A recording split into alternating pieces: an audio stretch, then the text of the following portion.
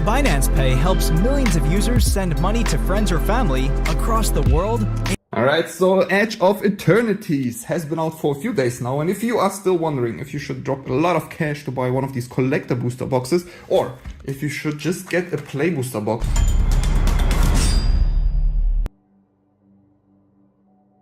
Alright, so Edge of Eternities has been out for a few days now, and if you are still wondering if you should drop a lot of cash to buy one of these collector booster boxes, or if you should just get a play booster box like this one and call it a day, then that's the video to watch for you today, because I'll be comparing both these products. So welcome back to TCG Love. I'll be opening these boxes. I will be scanning each rare and mythic for the value of the cards, and then we will see which of these products gets closer to its buying price. Maybe I can get even into the green with one of these. So I paid $380 for this collector booster box, and I paid $125 for this play booster box. So for one collector booster box, you can get 3 of these play booster boxes, which is already baffling. But yeah, these collector booster boxes might be even higher in price for you, because I bought them a little bit cheaper than they might be already by now. I'll be starting with this collector booster box and start cracking, and then we can even already start scanning the cards. So if you like videos like these, subscribe to the channel, and if you want to support this channel and my giveaways, because I'll be giving away 2 of these collector booster boxes, then check out the sponsor of this video, Tolarian Library, if you are looking for high quality proxies. It's definitely worth it to check them out, because they have insanely cool proxy quality there. And use the promo code TCGLA for 10% off, and so they know that you come from me, you need to use the code. I'll be using everything I get from that sponsorship for my giveaways. I'll be talking about the giveaways in a second, but I'll be giving away 2 of these collector booster boxes very soon. Everybody has a chance of winning something, so let's start cracking the first pack here. And as usual, these packs are really hard to open. What I wanted to say is this is already the second collector booster box that I'll be opening, and it will be the second play booster box that we will be opening as well. So at the end of this video, I can go into my summary and we can have a little bit more data, because I collected every card that I pulled from the first collector booster box. So while opening only one product each might be luck-based statistics, we still have data from the second box that we can use to figure out which is worth more or not. Anti-causal Vestige is the first rare, so let's start scanning here with my scanner. All the prices are based on card market. $1.61 for it. I'll be turning on the sound a little bit here so we can get a nice ka-ching. Belov Prime, the second rare, extended art. Then we got Tanmuk Steadfast second in the triumphant card art version. Very cool. $9.24, alright, not too bad. Thespian Stage, I don't think this one is worth much. In the Stellar View. And a foil Watery Grave, a Shockland in this viewport artwork. And in foil, so that might be quite a bit here. $18.47 already good pack here. 30 bucks from one pack. If we keep going, that's $360 like that. I don't think every pack is gonna be like this though. I need to open them with scissors, because these packs are really hard to open. Where are they manufactured? In the USA. Made in the USA. Are your packs always so hard to open, Americans? Oh, we got a Galaxy Foil Swamp here. Beautiful stuff. And these are also valuable, at least they were when I opened the first collector booster box. I don't know if you can tell here the beauty of these in the camera. I'll be scanning these as well.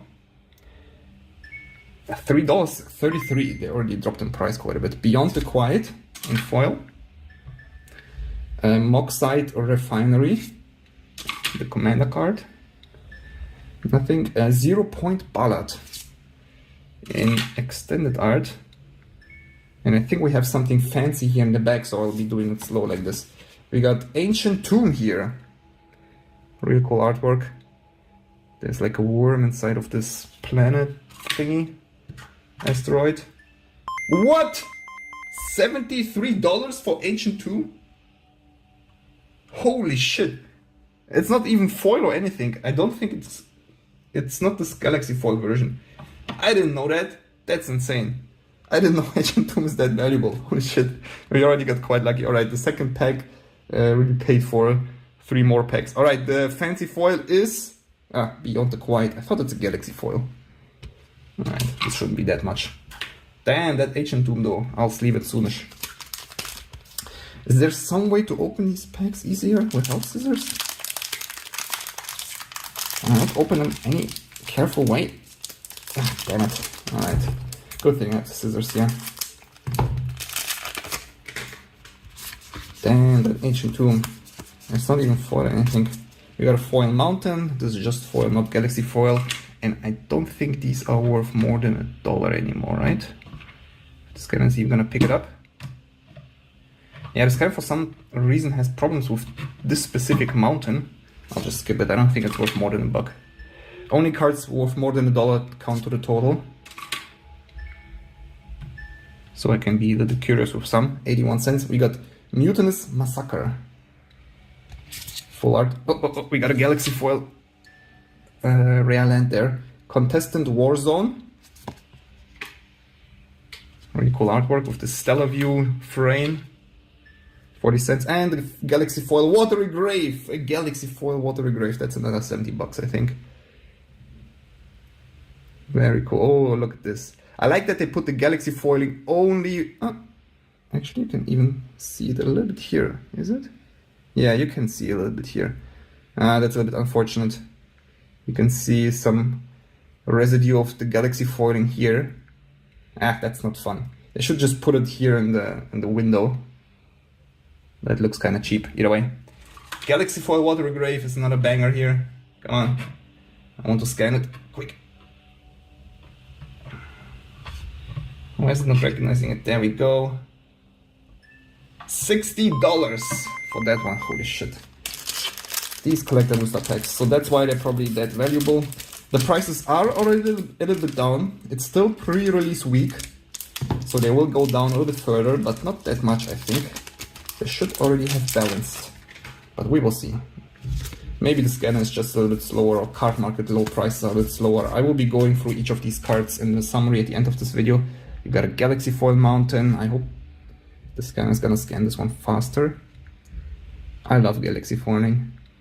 I did read a comment saying they just look like somebody dropped some paint specks on it. But I do like any special foiling that they do. Exploration Brood Ship. Whenever a set has some specific foiling, it's always a treat. Dia Drine. And then a Triumphant version, then we got Wandering Fumarole. In the Borderless Stellar View. It's gonna scan. 92 cents. Famished World Sire as the fancy foil here. Extended art.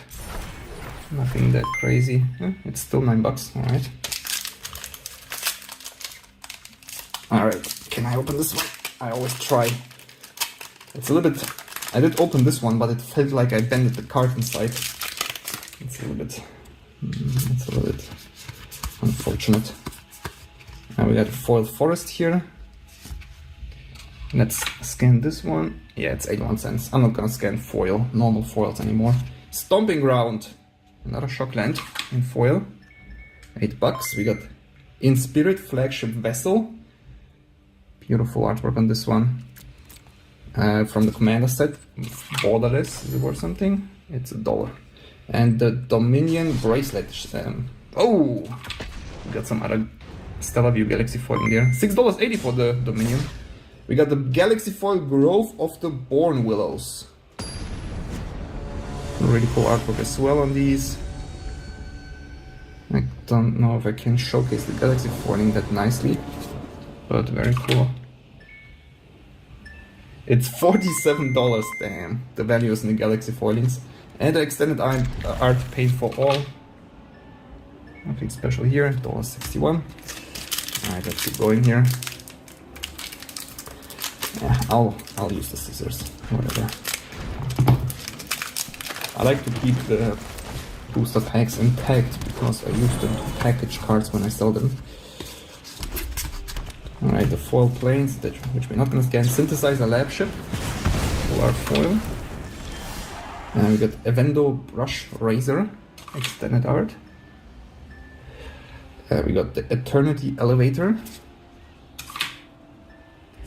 1 cent. Stirring Wildwood. I love this artwork as well. Look at the composition of the colors. Stellar View, Stirring Wildwood, and another viewport land there. 17 cents only. Evendo Waking Heaven. This is not a short land. Wait a second. It's a planet land. This land enters tapped. Station. You can station it. Add for each creature you control. I didn't see this mechanic yet. A planet land. Didn't pay attention then. $26 for that one. That's crazy. Maybe they're rare and that's why I didn't see it in my pre-release event either.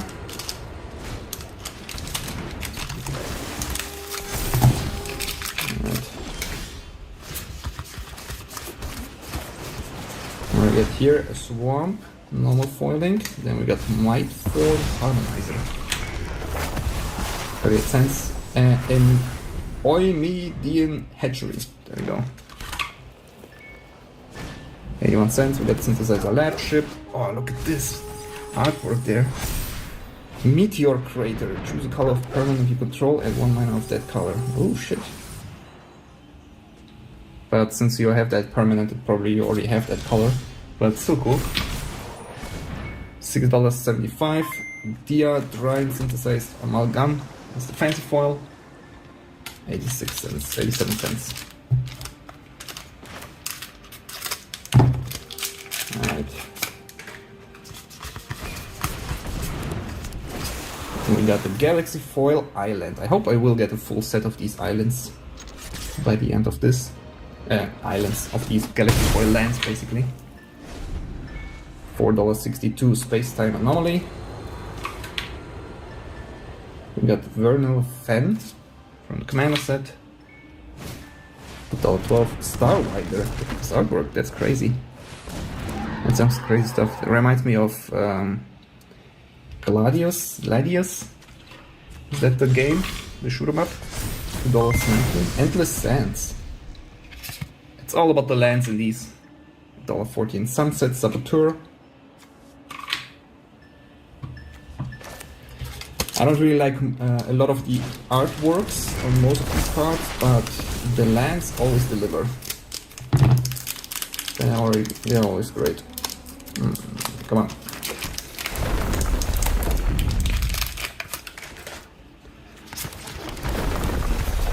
Commons and uncommons. And we got another swamp here, unfortunately not Galaxy Foil. Then we got Dominion Bracelet again in foil.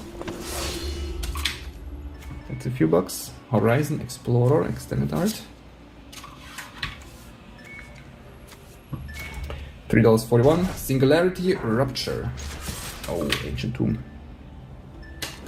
And the Ancient Tomb. This land deals 2 damage to you. And foil. Oh, look at this. What? What?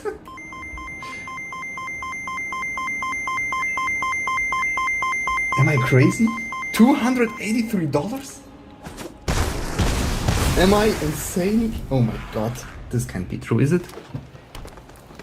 That's what I get for not checking the prices beforehand. Ancient Tomb in foil. Ancient Tomb, I'll just check manually on Karamazov real quick. That's insane. Oh, that's also the other, that's the other one that I... That's insane, let me check. That's the borderless Stellar View version. Yeah, it's not 200. Are you crazy? I'll just quickly filter here. English card. And it is foil. Well, yeah. The cheapest foil is $250. Holy shit. That's insane. Oh my god. Oh my god. Secluded Starforge. This is the surreal artwork. There's some special artworks that have like not always man, I forgot the fucking word again. It's basically a surreal artwork showcase. Alright. Holy shit, Ancient Human Foil. $250. That's crazy. I don't know if it's gonna stay like that. I'm really curious if I can sell it at that point. At that price, basically. You guys can follow what I sell on my... Well, I don't want to promise too much because I'm currently working on a system where I can automate putting the prices into my Google Sheet once I sell the cards. That's taking a little bit longer than expected. Steering Wildwood, and another Consult of Star Charts. Come on! Damn it. And this is the extended art. $6.58. I have a promo version of this card, so it must be already worth more because the promo version wasn't really worth anything when I pulled it. Now it seems like the price for Consult the Star Chart goes up. We still didn't get an anime card. I think there should be one at one point. Galaxy Foil Planes, beautiful. I'm so flustered by that. By those ancient tombs there. Galaxy Foil Planes. This looks really cool. The galaxy foiling on this one looks really nice. Scan.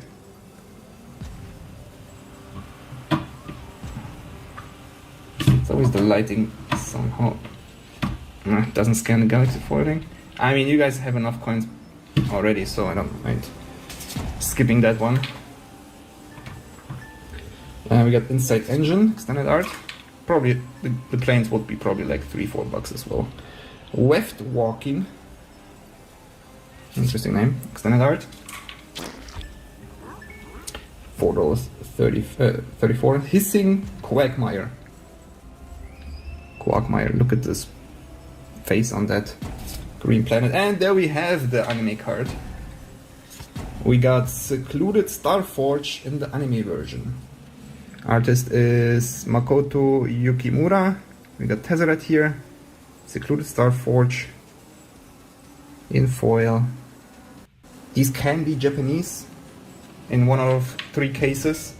Fortunately, we didn't get a Japanese version. It's only $4.97 though.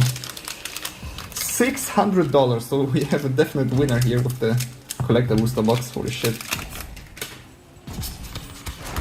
The giveaways are gonna be crazy. Also, my Patreons are probably gonna be happy for getting one of these packs for August. 92 cents. We got Planetary Annihilation. Extended art. We got Nova Hellkite, full art.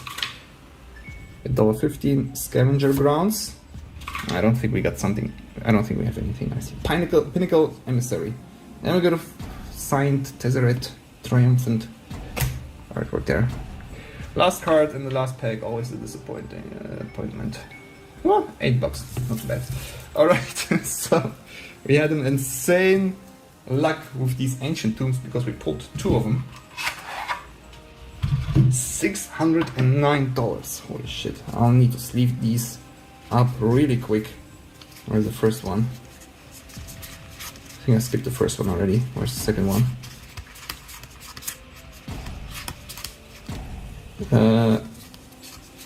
We got an ancient tomb here.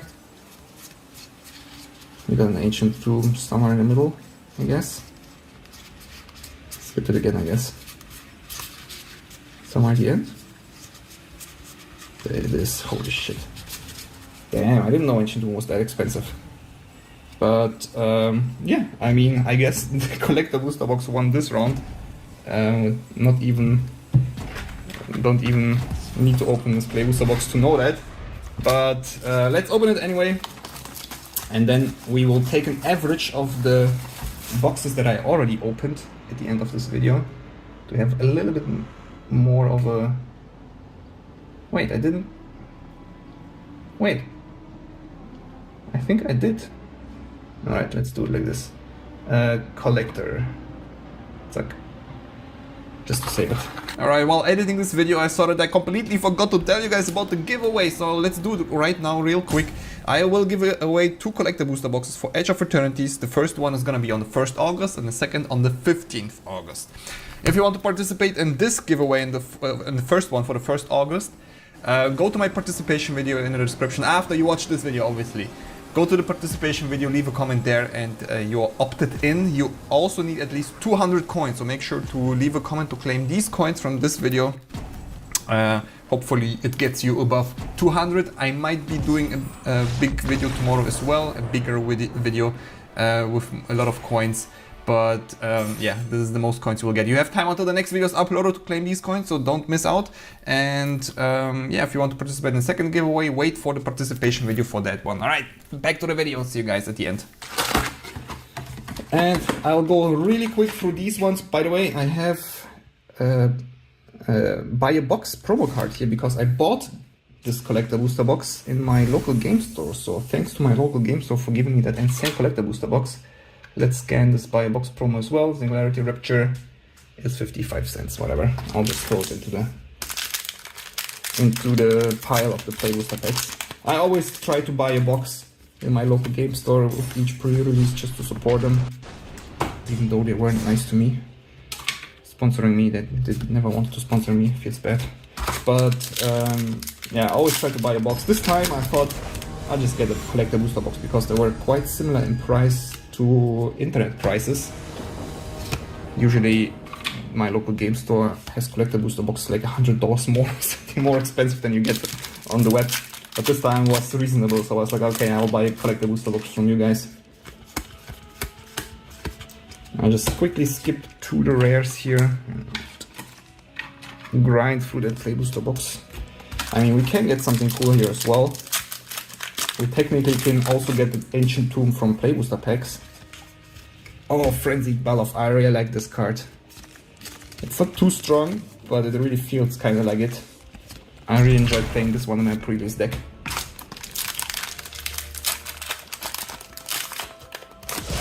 Alright. We got Sledge Class Siege Ship. And Zotera the Super Void, also a card that I played in my pre-release deck. I did get a little bit of value out of it.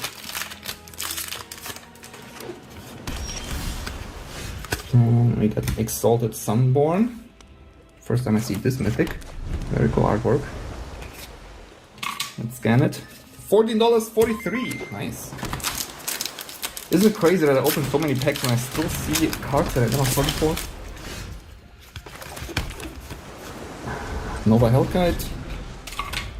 And Tanuk Steadfast Second. $4 for that one.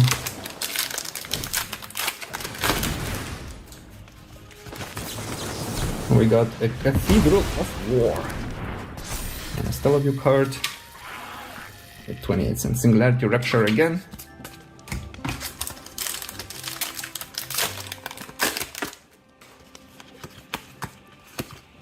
Pinnacle Emissary again. Nothing special here. $2 for that one. Alright, $125 just for context here. Don't forget that's what I paid for this one. Anti-Causal Vertige, whatever.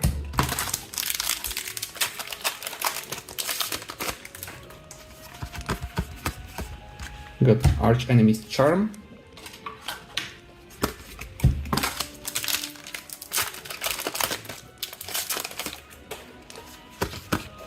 We got Sir Van Daan. Is that... no. Is that how Jean-Claude Van Damme is written? I don't think so, right? Loading Zone. $1.50. Stratereas Esteli Reclaimer. I also like the artwork of this one. Beautiful stuff. I like the foiling on most of these as well. Nice full art forest there.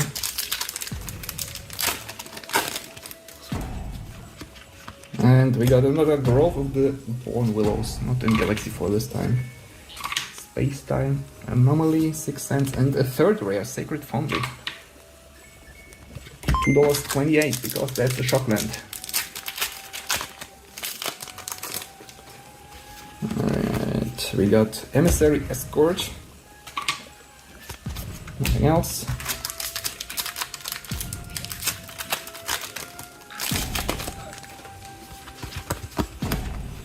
And Alia, still right here. Awesome foiling on this one. I don't know, it doesn't look like you can see it on the camera. the way these cards foiling look. But they do look really nice in real life. With the Walker again. Nothing else. Alright, halfway through the box. I'm quite fast here with those. Unfortunately, I'm ripping half of the booster packs. Godless Shrine, another shotgun here. Rust Harvester. And Sledge Class Siege Ship, another 3 rare pack. The only way we can get a 4th rare is if we would get a special guest card in the, I think in the common slot, right? 1 common can be a special guest card. Oh, there we go! We got a special guest card, Warping Whale. Awesome. Look at this beautiful stuff here. They have all this retro VHS cover. I don't even know how to call it. Maybe more like a book cover, space opera book cover design. All these special guests. Warping Whale. This looks quite nice. I did also pull a special guest on my pre-release event, Green Sun's Zenith. That's the second one that I pulled. I didn't even pull any special guests from the collector booster boxes as far as I remember. Ultros, $11.55.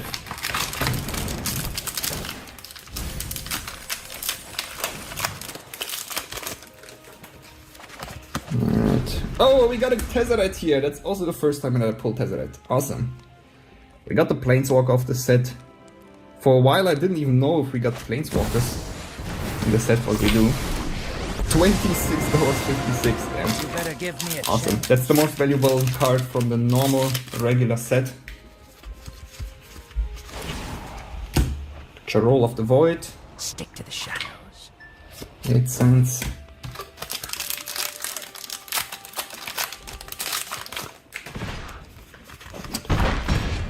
Mightform Harmonizer. Rare. 10 cents. Terminal Velocity. Your And a secrets rare. will be mine. 12 cents. We're getting quite close to $100. I feel like this might be also a box that gets us into the green, even though the value is low here.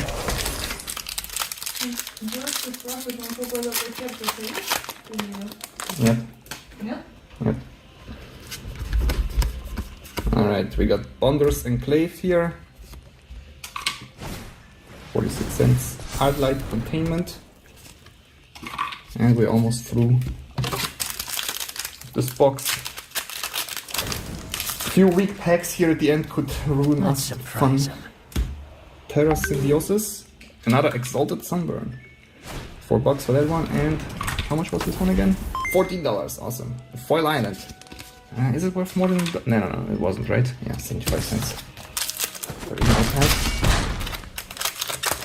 But we're getting close here. $110. That's already pretty good. All part of my Ice Till Explorer. Oh, $6.93 for Ice Till Explorer. Didn't expect that one. Alright, 2 packs left. We're close. We are close to 125. Celestial Colonnage. Awesome artwork on this one as well. Look at this. I think it's cool that they removed the name from the top to showcase the artwork a little bit more.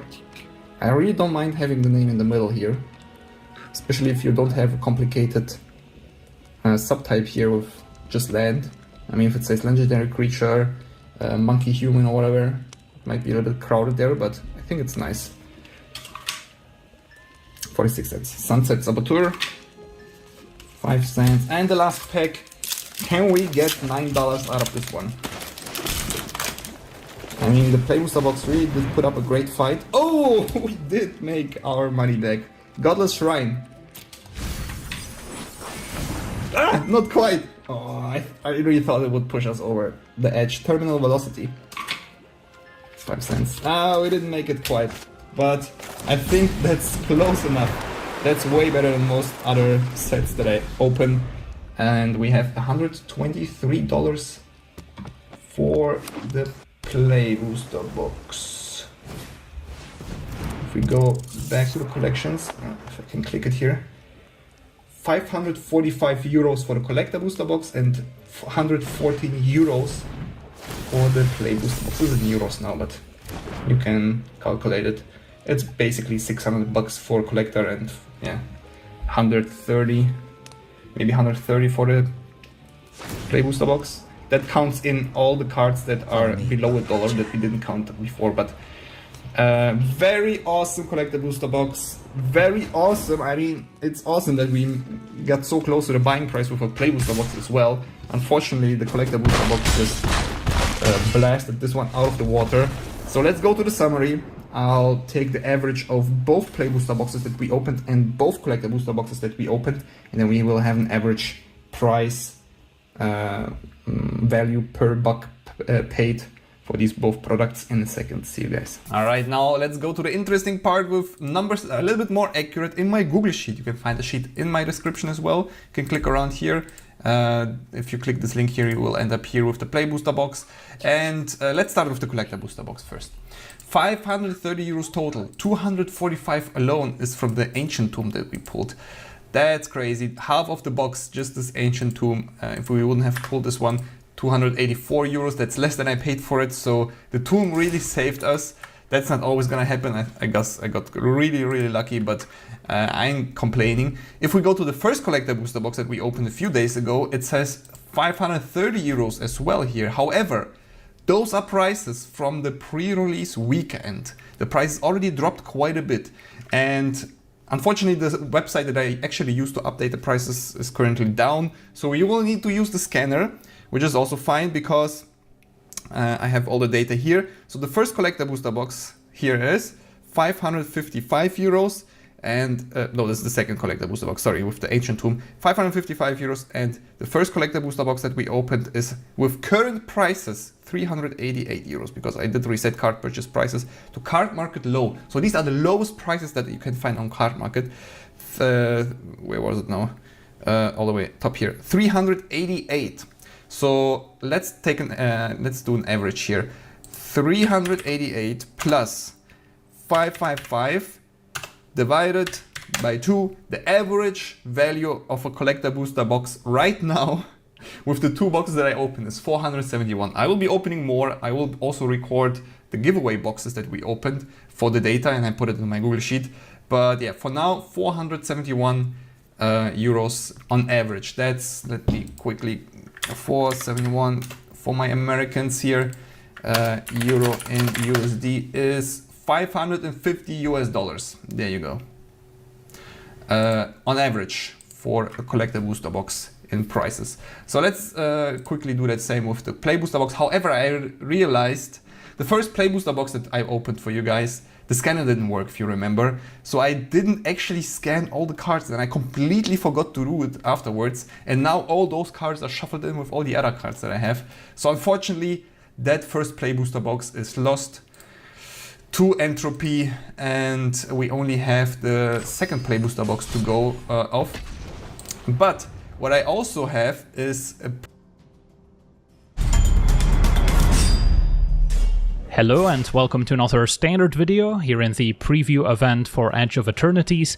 Today I'm building a deck around Cosmogoyf, which is the latest Lurgoyf variant. This one does not look at card types in Graveyard to set its power and toughness. Instead it grows with the number of cards we own in Exile, with its toughness being equal to that number +1.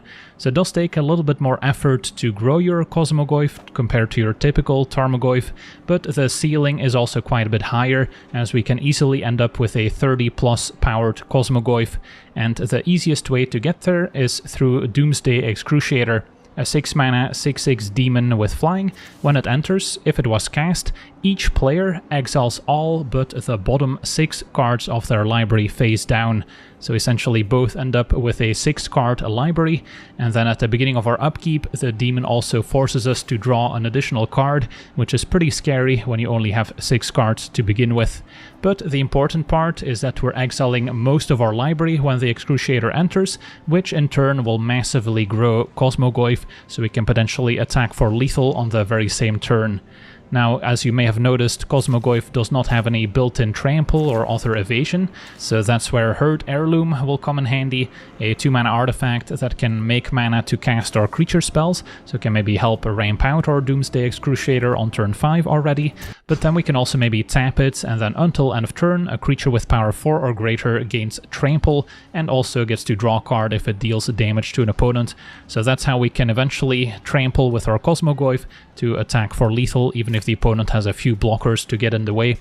Besides the heirloom, we also have a one-off Agonosaur Rex that we can maybe tutor up and then cycle for 2 and a green, giving a creature we target 2+1 counters, trample, and indestructible until end of turn. So that's another way we can maybe catch the opponent off guard to still be attacking with a lethal Cosmogoyf. Now, besides the Doomsday Excruciator, we have a few other ways to grow Cosmogoyf, and that's mainly through the Collect Evidence mechanic.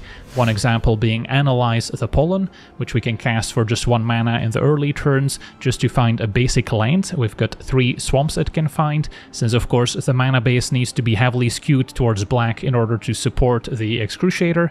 But then once we've maybe filled the graveyard with some of our self-mill effects, we can cast Analyze the Pollen with Collect Evidence 8, meaning exiling cards with total mana value 8 or greater from our graveyard.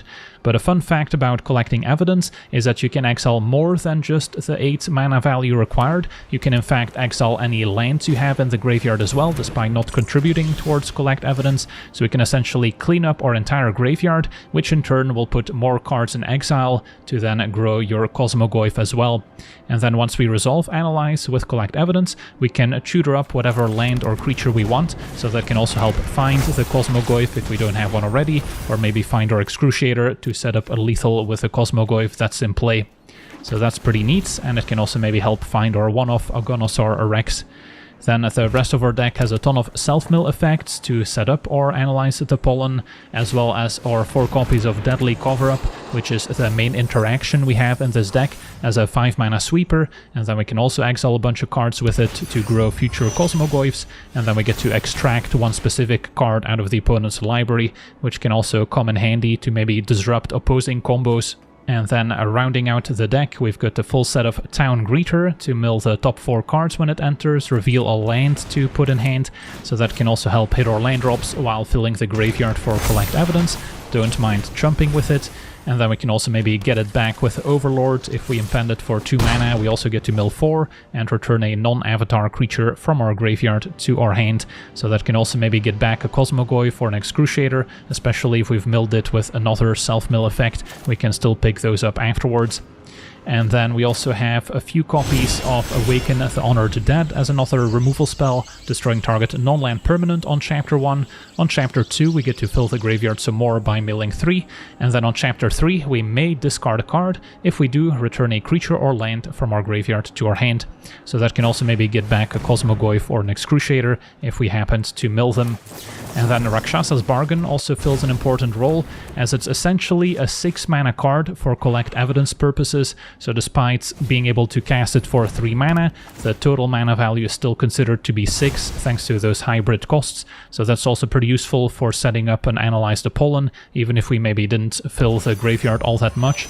And then when we cast Bargain, we get to look at the top 4, putting 2 in hand and the rest in our graveyard. So perfect for finding our key combo pieces while still adding a ton of cards to the graveyard. And then the mana base is pretty tricky, since we need to be able to support 6 black symbols on the Excruciator, so all the lands in our mana base can eventually produce black. I say eventually, since we do also have a few Verge lands. Wastewood Verge initially only makes green until we find a swamp, and same is true for the Gloomlake Verge, initially only making blue, but we've got plenty of swamps between our 3 basics, which we can also find with Analyze the Pollen. And then Watery Grave is back in Standard as a nice reprint, which also has the swamp type. And then there's the Underground Mortuary, so we've got 11 swamps total, Mortuary letting us surveil 1 when it enters. Then we also have the full set of Blooming Marsh as a fast land, making black and green. And then 2 copies of A Restless Reef is also pretty important as an alternate win condition when paired with a Doomsday Excruciator, since if we play the Excruciator even without Cosmogoyf, our opponent is down to 6 cards in library, so then a single attack from Restless Reef milling the opponent for 4 could be enough to win the game, even without our Goyf on the battlefield. And we can even find Restless Reef out of our graveyard with Awaken the Honored Dead's 3rd chapter, so that's another minor synergy to point out. But otherwise we could also consider running the starting town as a land that can make all 3 colors, that can also be found by the town greeter, maybe gaining some life in the process. But of course it is going to be more painful than just having a blooming marsh, for instance, so that's something you can consider as well. But for now, let's jump into some games and see how the deck does. Okay, we're on the play. We have double Goyf, Heirloom to give him Trample, but of course still missing the Demon. But we'll try it. So mostly counting on Cover Up to stabilize us. Turn 1 Inquisitor. Can just go for a land.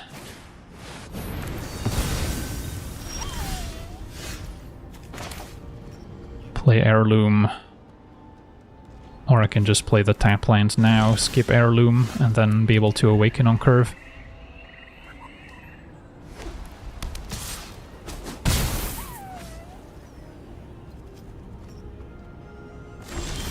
Alright, nothing from our opponents.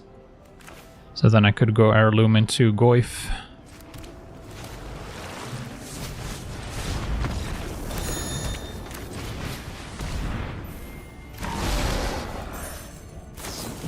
Opponent had the reinforcements, so more of a go wide deck.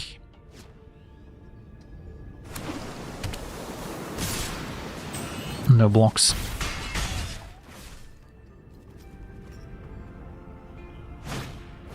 Chaplain's next, and a Pixie picks up Inquisitor. Alright. Well, there's Excruciator, so we're very close to setting that up. For now, I can awaken, play another Goyf. And what's the biggest problem? If you control 2 or more tapped creatures... Yeah, the Chaplain's probably the most annoying, because I could also tap down a large Goyf. Alright, so land off the top. And we have 2 huge Goyfs attacking. So if they replay Inquisitor, I probably have to exile the Cover Up. But we're down to 9, so that's a little sketchy. I guess it does grow the Goyf at least. And there's another Chaplain. Come on, untap land. There we go.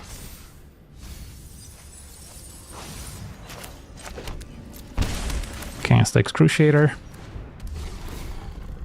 forcing the double chump.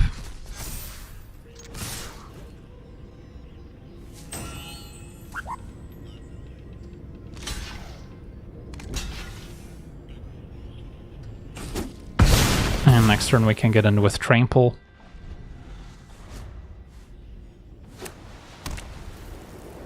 So can they deal 7 damage here? Cosmogrand into 1 mana removal for Excruciator might do it. Nurturing Pixie, that's fine. So even if they go wide to make blockers, we've got the Heirloom.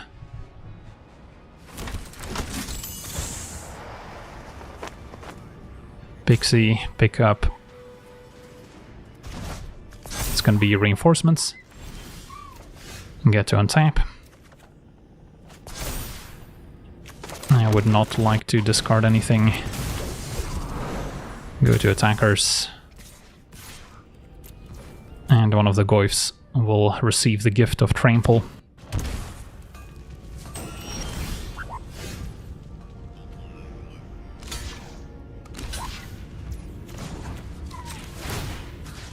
Alright, sweet. Combo assembled.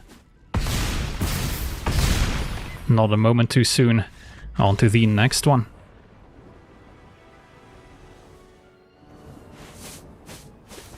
Alright, we're on the draw. This hand's got our 3 main combo pieces. Just gotta hope we're not up against a very aggressive deck.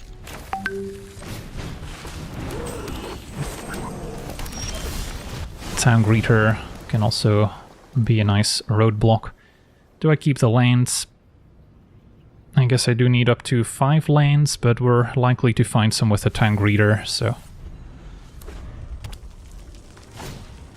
Now Specialist, so that's maybe a combo piece. Can burn us to death if artifacts get sacrificed. Turn 2 start with Greeter, and then next turn I could Heirloom and play another 2-mana creature.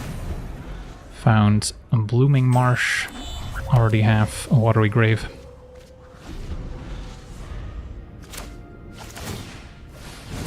Just sacking the lander to essentially Rampant Growth. That's fine. Take 1. Okay, so Heirloom. And then I think I wait another turn on Goyf and just Imp and Overlord, although if they take out the Goyf, Overlord can get it back. So maybe it's still worth it.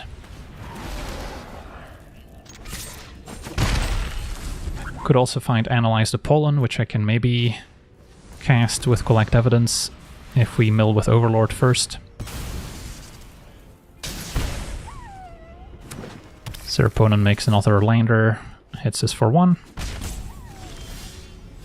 Alright, now I can just cast an Overlord, which maybe makes more sense. And that can also attack next turn to get a Goyf back should it get answered.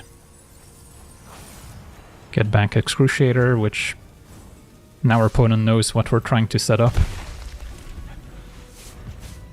So next turn Goyf could be lethal.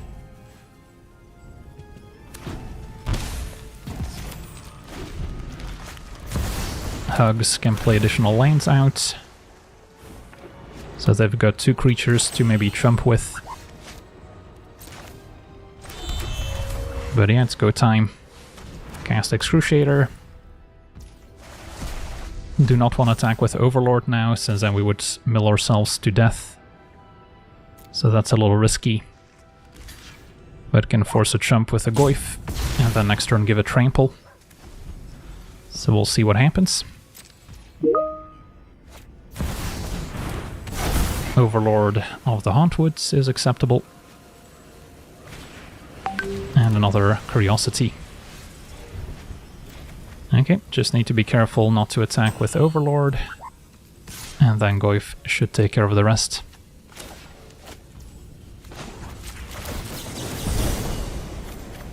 Alright, sweet. On to the next one.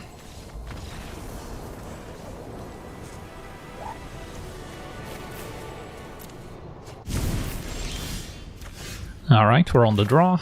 Double Excruciator is a little clunky. Do have Awaken as interaction, cover up for more removal. Could be a game where we try and mill the opponent out with Restless Reef as a follow-up to Excruciator. Still feels like I can find a better opening hand, because the second Excruciator is basically a dead card. And yeah, this is almost the same, just a little bit better. So Town Greeter can maybe replace a land. It's a little greedy, but we're likely to find a land, and then Bargain can find more. And I would like to keep cover up and 1 Excruciator if possible. Could also bin the Excruciator, keep all the lands, and then try and find another Excruciator later. Maybe that's the safer play.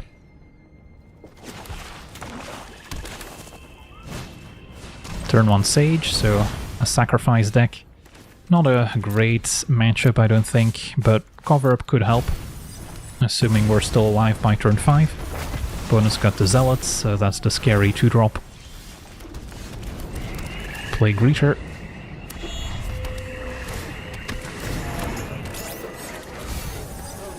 Found a land at least. So don't need to worry about hitting our land drops anymore.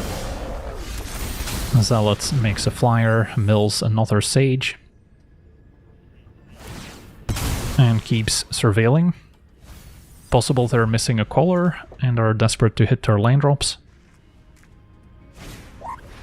And color is next. Yeah, I'll take 2. Surprised they didn't attack with the Zealots.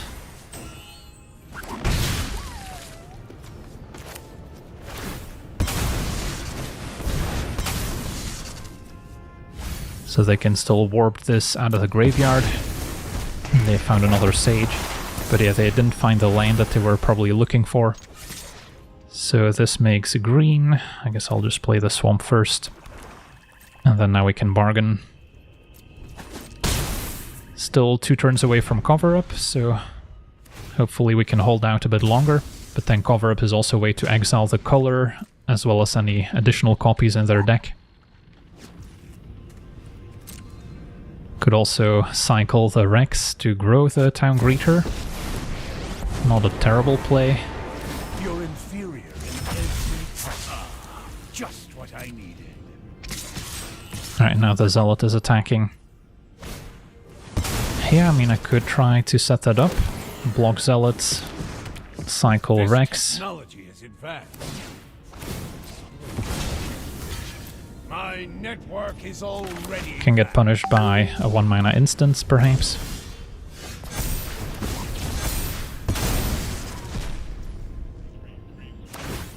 Zealot will sack the creature before damage. And a conviction to sack their Zealots, so they still got a use out of it. Okay. Now it's probably time for bargain. And then next turn we can cover up. Greeter doesn't need to get in for 3, can block the color now.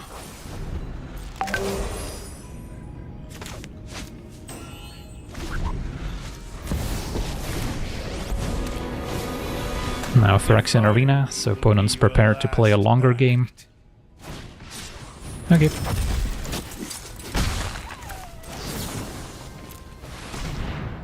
Found a Cosmogoyf, and I guess I'll take the Heirloom, don't need more lanes. Still missing the Demon, now triple Heirloom. So if I cover up, it's not all that exciting at the moment. I would like to cover up before I play Cosmogoyf, since we can exile a bunch of cards. Although Mono Black is probably going to have answers to one creature. So it's a tricky spot. Could just go double Heirloom this turn and pass. And then next turn I can both cover up and play Goyf.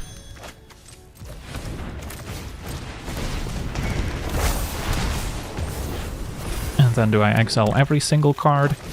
Could leave the Rex in the graveyard to maybe get back with Overlord. That's about it. Opponent had a trajectory to take out our Greeter. Alright, hopefully they don't have removal left for the Goyf, but I have to imagine they do. My will is my own. Another Greeter, so that's also an option besides cover up, but we'll start here. Even these strange methods And then... yeah, leaving Rex in the graveyard also could be useful if we need to collect evidence again in the future. Maybe with Analyze the Pollen. So I think it's worth it. And then we will get rid of your color.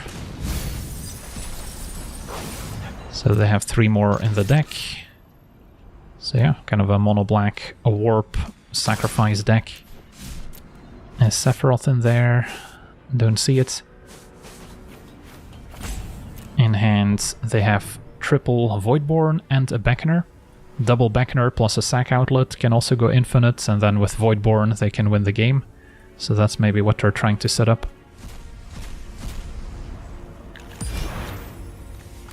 So no removal for Goyf, so I'll give it a try. Can draw with Heirloom next turn as well.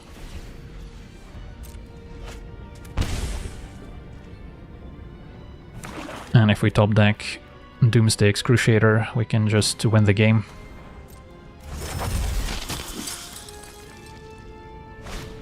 Alright, they found a trajectory off the top, sadly. Goyf down. So now we need to find another one, maybe using Analyze the Pollen.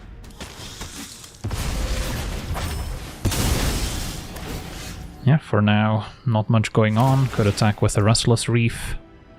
Don't really see a great reason to mill myself at the moment. I guess I could draw with Heirloom as well, so that's maybe worth it. Can activate Heirloom twice, and then still play a Town Greeter, or maybe a Goyf if we draw it. Yeah, I guess I'll mill myself. My will is my own. So now if we find the Overlord, we can get back either a Goyf or Excruciator.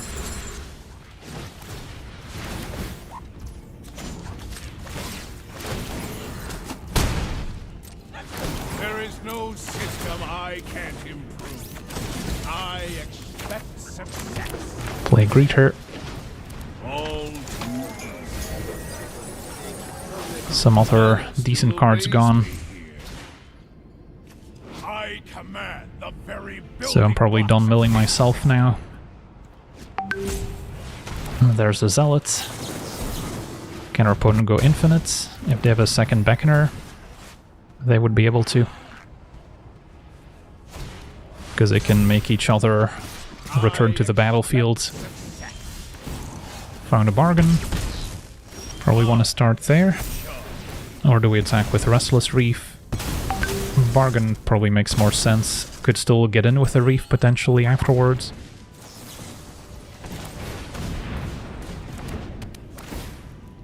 And Analyze can get Goyf.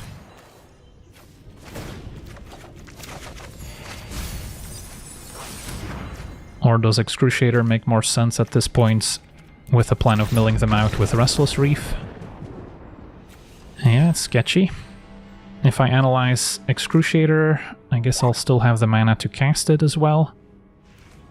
So kind of like that plan. Opponent's also drawing with Phyrexian Arena, so they will run out of cards soon.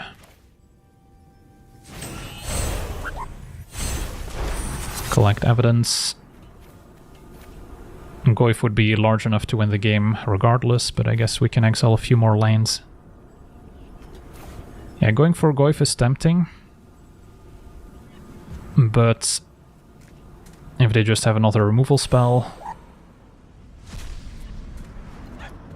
we didn't really accomplish much. I guess I could go for Overlord, Impended, get back Goyf, not a huge upgrade over just getting a Goyf. Yeah, let's go for Excruciator, live a little bit.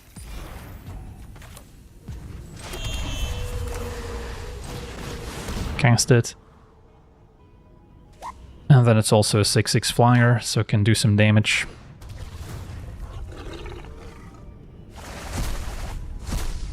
But yeah, the main plan now is just to mill them out with Restless Reef. The removal did not seem instant speed, so if they can't answer a Reef, that mills for 4, Arena draws 2, so that could get the job done. But yeah, if they draw another Beckoner, the game's over. A third Voidborn also starts adding up.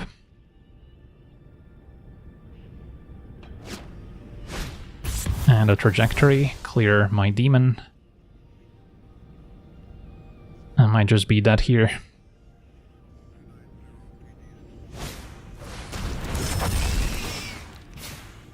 I'm Beckoner, pump Voidborn.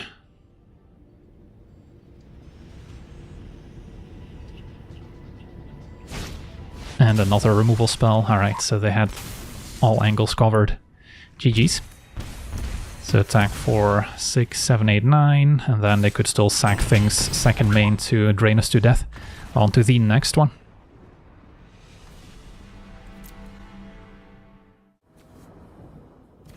Okay, we're on the draw. Our hand has basically the 3 main combo pieces we would like, but we are missing lands. Bargain, once we find land 3, can help find more. So maybe this is still a keeper. Hidden Grotto on 1. The land is good. Don't think I'm playing the Goyf just yet, on the off chance that we need to wipe the board at some point. Just play Heirloom. Opponent ramping with a Zookeeper. So maybe a big red deck. just attacking for 1. There's a cover-up. Okay, so we can pass with bargain. And then on 5 we can cover up. Sadly the heirloom doesn't contribute. Opponent does nothing, maybe missing a land here. Take the town greeter and an untapped land.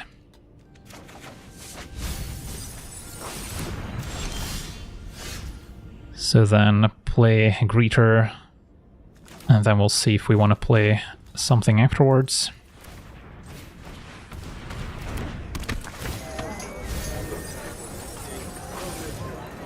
Grab a land, could also keep it in the graveyard since we have plenty of lands already, so I can grow Goyf more when we collect evidence. So next turn I could already cast the Excruciator and growing the Goyf, but if I play Goyf now it will be exposed to removal. But I guess with Analyze I can get another Goyf if they destroy this one, so maybe it's not a disaster. So we'll give it a shot. Opponent's got access to 5 mana. And the Dragon Hawk is next. But yeah, that's a Dragon Hawk that's now forced to chum block. So don't mind if I do.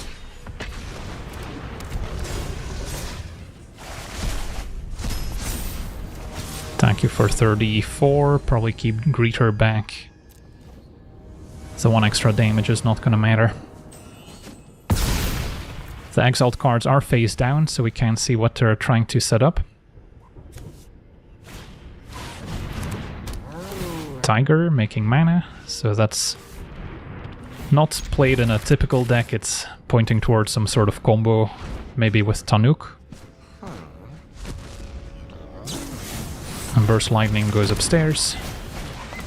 And then now Heirloom plus Goyf should do it. Could also grow Goyf even more with Analyze the Pollen, but this'll take care of things.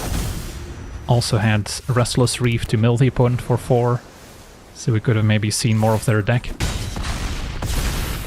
On to the next one.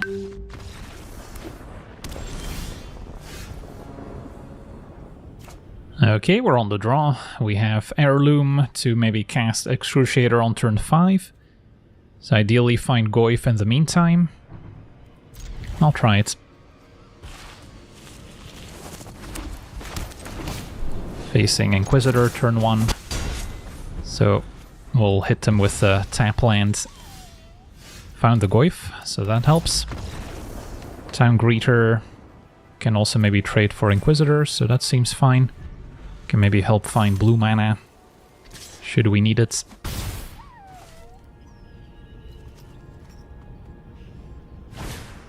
And Warden, so maybe a go wide type of deck. Once again, exile my tap land.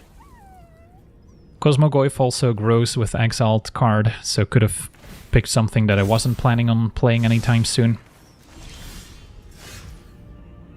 But yeah, for now, Greeter looks okay. But yeah, we're already under some pressure.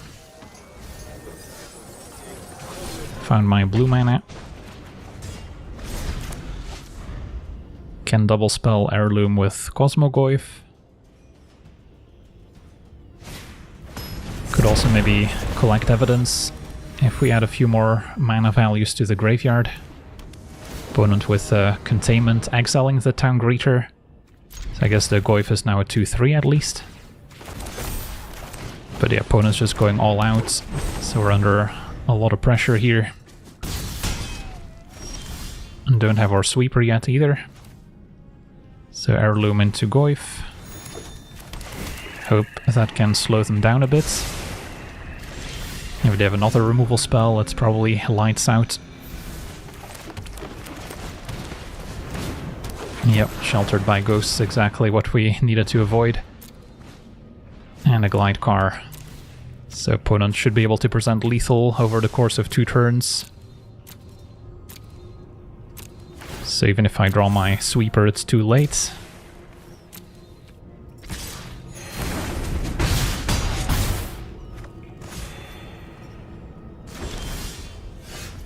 So best case scenario, surveil something into the graveyard to set up collect evidence. So I can analyze, collect evidence, exiling my entire graveyard, get another Goyf and play it, but we're still dead to the Flying Warden. But proof of concept here. Is there anything better I can do? Don't see it. So 6, 7, pretty large, without the help from Excruciator. The opponent just had a very fast start, so not much we could do.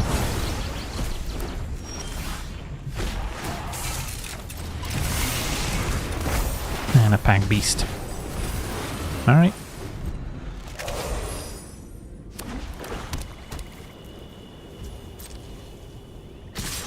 GG's. On to the next one.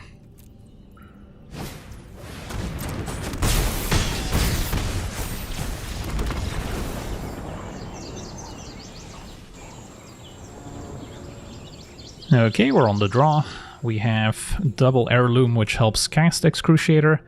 So then we're just missing the Goyf, which if I mill it, I can also maybe get it back out of the graveyard.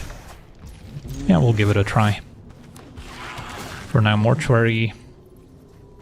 Finding cards like Town Greeter would be fine to hit our land drops.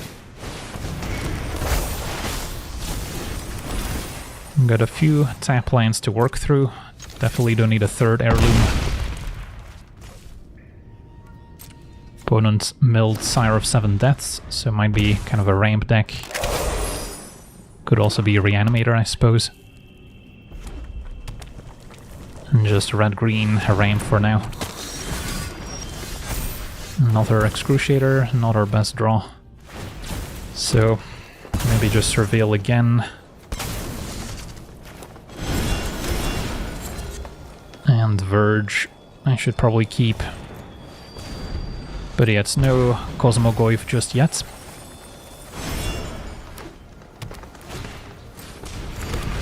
Curiosity can ramp. This might be a Smuggler Surprise deck, which can present lethal without needing to put any creatures in play beforehand. So for now, just Heirloom, play Tapped Reef.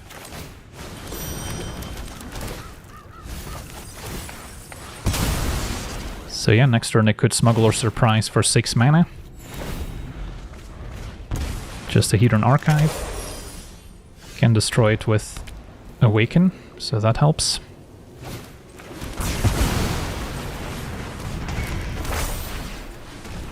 They don't have the mana to sacrifice it just yet. Crying Hedron is pretty fitting.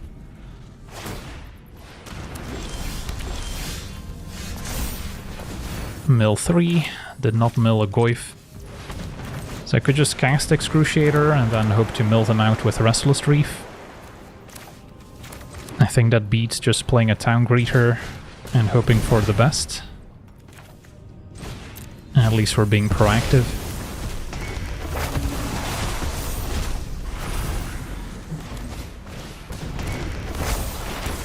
So yeah, there's nothing to get back with Awaken.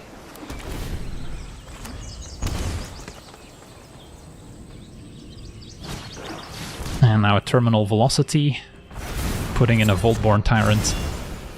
Okay, that's gonna hit for 6, may as well block, because they're gonna wipe the board with it anyways.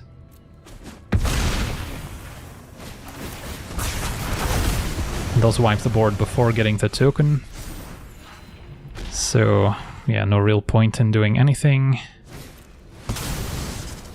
Just animate Restless Reef and attack.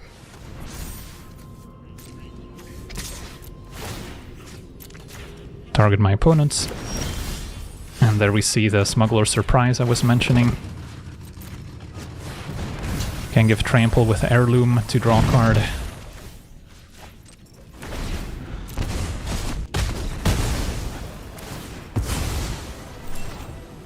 And that'll do it. Sweet, on to the next one. In a dream, you can cheat architecture into impossible shapes. The infinite staircase. See?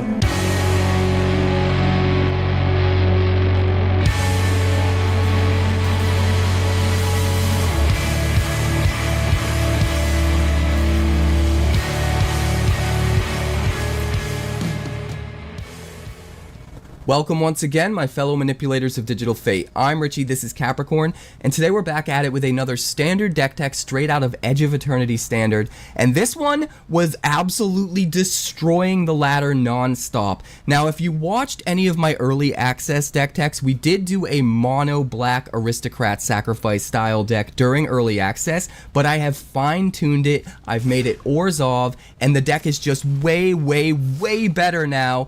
Mainly thanks to Sir Vondam's Sunstar Exemplar. This deck is called Infinite Expanse, and we're just going absolutely nuts, turning sacrifice decks up to 11, getting all of the value in the world out of Sir Vondam, out of Sephiroth. We even fit in one Slothera, the Super Void, into this deck, and we've got a bunch of other new cards, one of which I haven't seen anybody else use yet, but I think is absolutely crucial to a deck like this, and I just think this deck is amazing. I think this is probably going to be one of the better decks in the new meta. Tier 1 for sure. I don't know if this is the exact final version. We'll continue to tinker with it over time. Let me know if there are any cards we overlooked that you think absolutely deserve a slot in this deck, because I do think there's some room for tinkering, but this deck is insane.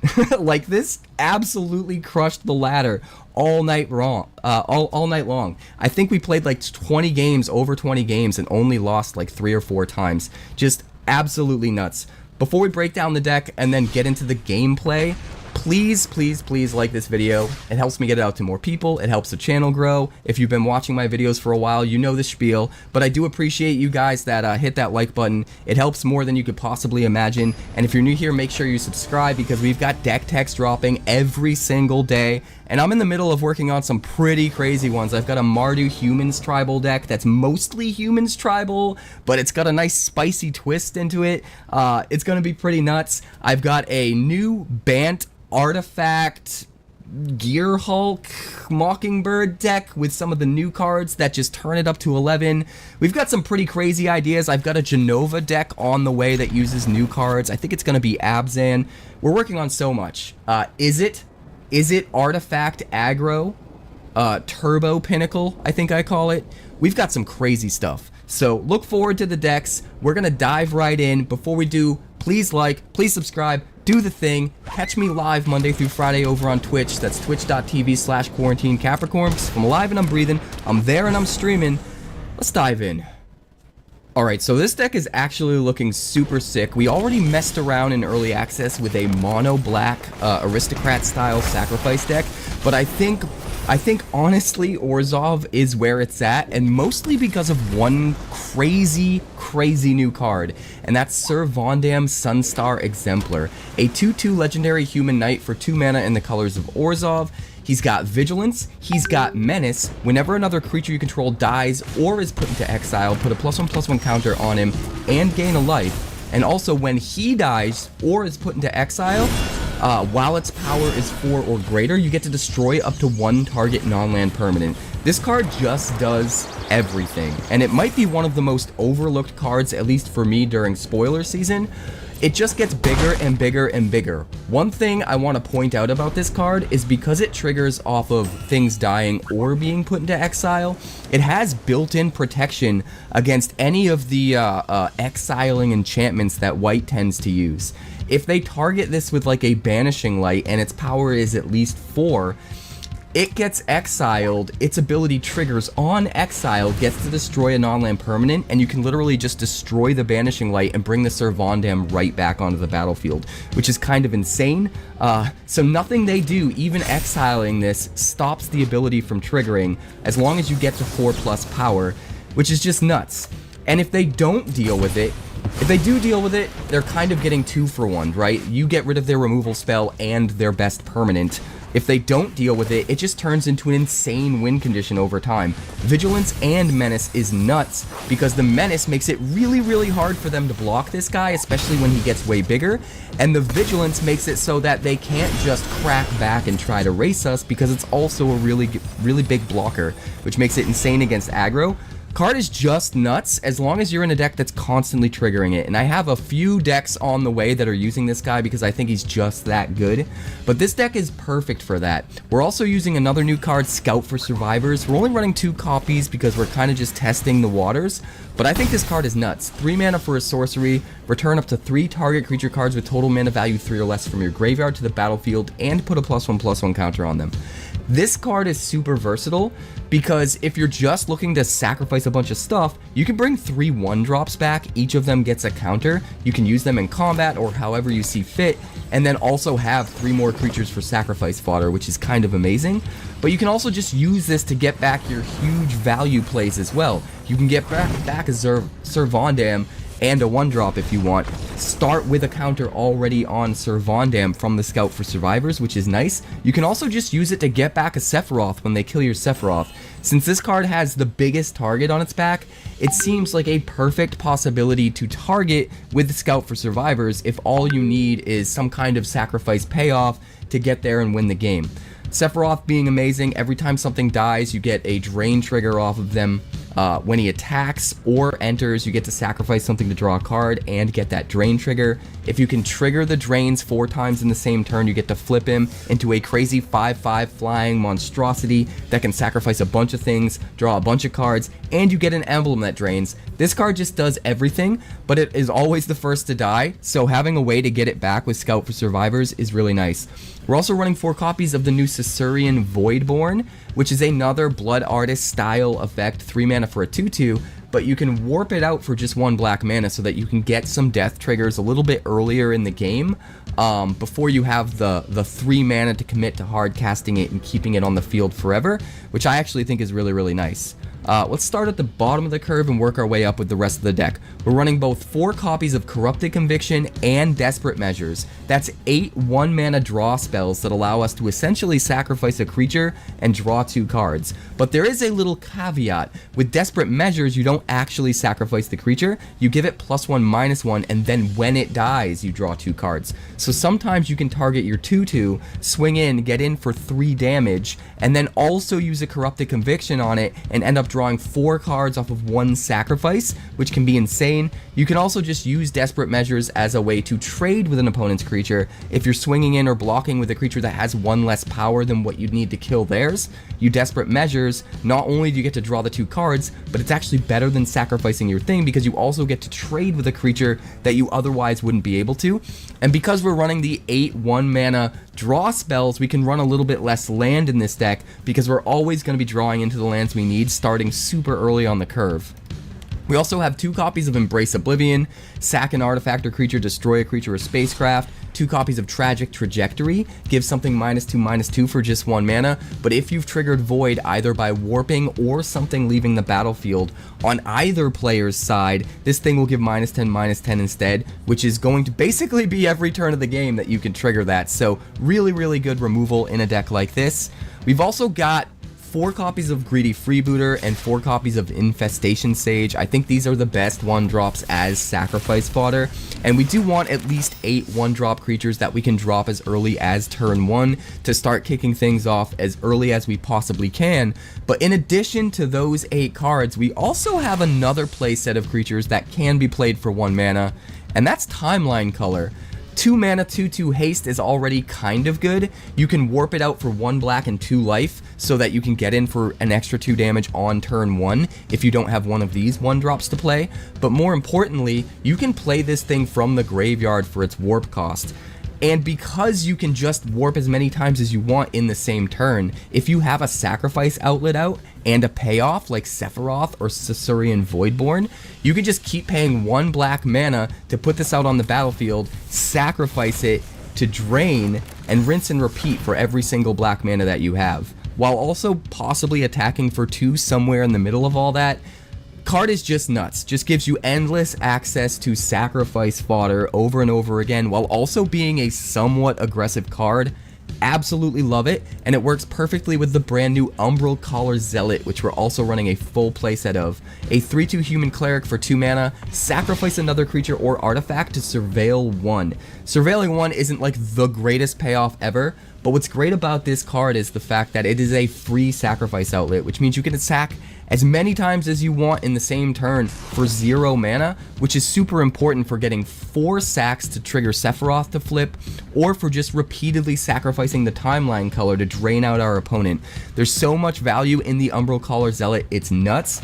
We're also running 1 copy of Bartolome del Presidio, sort of as a 5th Umbral Caller Zealot, although arguably better than the Umbral Caller Zealot, because when we sack something to him, we get to put a +1/+1 counter on Bartolome rather than surveilling.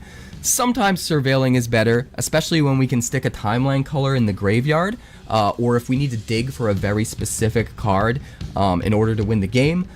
But a lot of times, just getting counters built up on Bartolome is also super good. We're also running 2 copies of Voice of Victory. This is a card that I'd like to run more of, but the deck is really tight, and I just don't think we have much room for more. And honestly, everything else we're doing is just so fine-tuned that I think 2 is all I can make room for. Possibly 3 in a future version might be nice, but being able to swing in every turn and mobilize and have that sack fodder, have those death triggers, is super nice. We've also just got 1 copy of Sothera the Super Void at the top end. It's legendary, so I don't want to go too crazy with this card, and on some board states, it's not the best card ever, because as soon as your opponent has no creatures, you're forced to sacrifice this at the end of your turn. But if they're not out of creatures yet, Sothera can be an insane, almost like Damnation sort of sweeper in a way, where you play this out for 4 mana, and then every time you sack a creature, they have to exile 1. You can wipe their whole board this way, and then once you do at the end of your turn, this gets sacrificed, and you get to take any one of those creatures that you exiled, whichever one's the best one, put it back into play on your side with 2 additional +1/+1 counters on it. So this can sort of be... It can feel like a Damnation, it can sort of be a sweeper in the right circumstances, a sort of one-sided sweeper that's going to leave you your important value on your side. You only have to sacrifice your fodder, stuff like Timeline Color or the 1-drops, or the tokens that we make with Mobilize. But then also, not only are we sort of one-sided sweeping, but we just get the best creature and we get it with counters. So if you use Sothera right, it can be absolutely nuts. I think playing more than 1 copy would be a bit of a mistake though, because it is legendary and you have to be in the right situation in order to use it properly. But I think you'd be a fool to not at least run the 1 copy, because sometimes this card just is absolutely insane and can take over the entire game. But that's pretty much the deck. All we're running for lands is 16 dual lands, 4 Shadowy Backstreet, and 4 Godless Shrines, which turn on our 4 Bleachbone Verges, and then 4 Concealed Courtyard. There was a part of me that wanted to try to fit in a basic or 2, and a couple of the mono color mythic lands that came in the new set, but I think just keeping our mana consistent, because there are so many very specific mana costs and mana needs within this deck, is just going to make the deck better. So that's what I went with. This is the deck. I do think there's a little bit of room for upgrading this. Maybe in future versions we go up to 4 Sir Vondams, and I'd love to include a 3rd copy of Voice of Victory.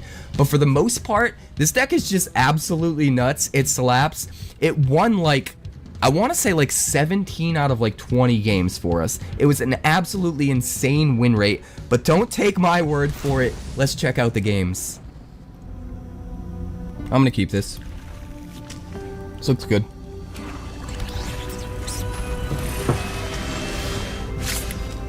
I think we actually start with the Concealed Courtyard and the Freebooter. Worst case scenario, we can sack it next turn.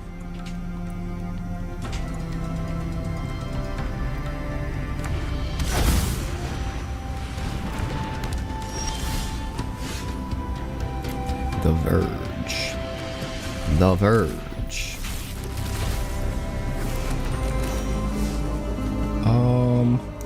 I kind of like that on top. Swing for 1. End the turn. We'll sack it to a Desperate Measures or a Corrupted Conviction.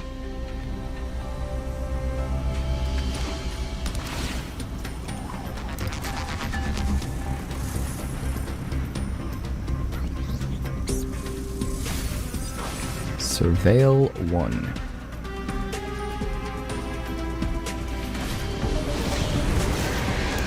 Outcaster Greenblade. Whoa, what is going on here? What is going on here? We're actually going to use Corrupted Conviction here instead of the Desperate Measures.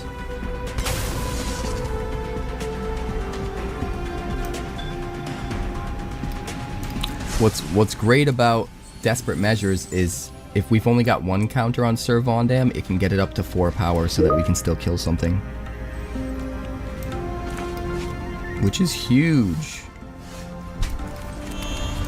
Huge.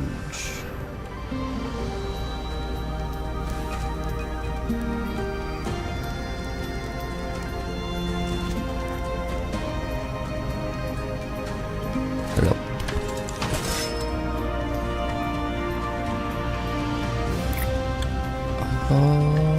How do we do this?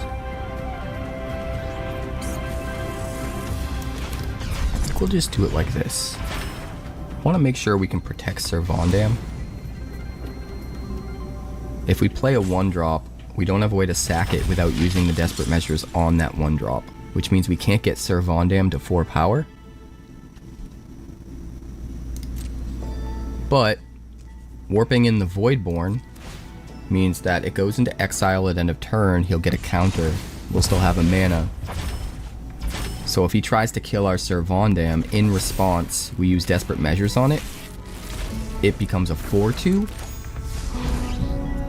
dies, kills something, and draws us 2 cards.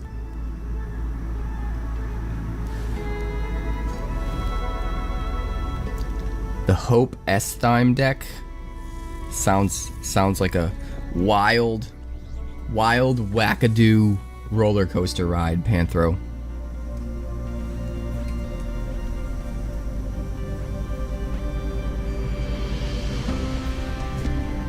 Mizizu. Hello.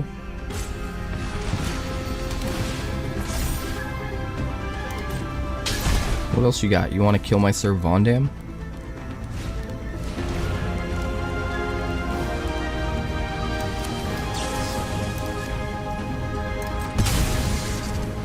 I knew it. I knew it was coming. I knew it was only a matter of time.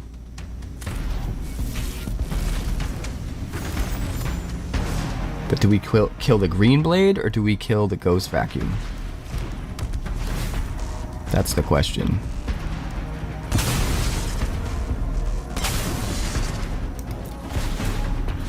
I think we gotta kill the Green Blade before he can put the Swiftfoot boots on it.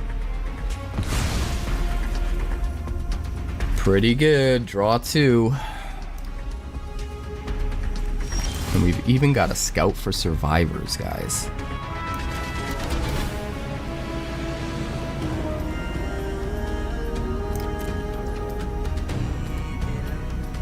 I don't think we use it, though.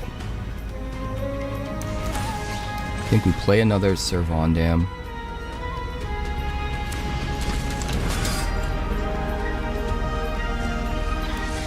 And we just play the Freebooter. We could warp in a Timeline color, which would hit for 2 and then put a counter on Sir Vondam at end of turn.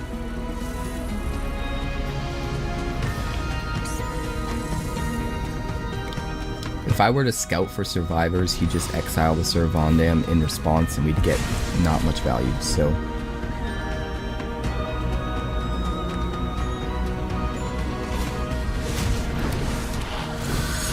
But when this one dies, we can kill the Ghost Vacuum and then we can bring it back with Scout for Survivors.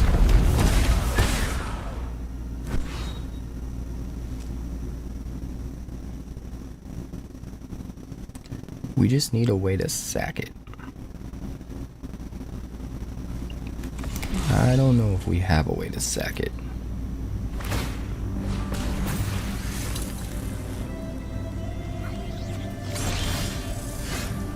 Rise like a phoenix and fall like a meteor!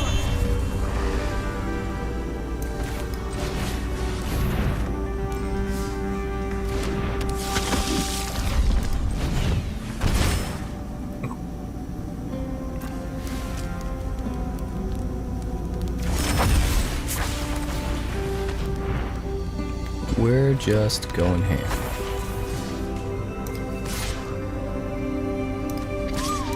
We do not attack with the Servondam because we needed to go up.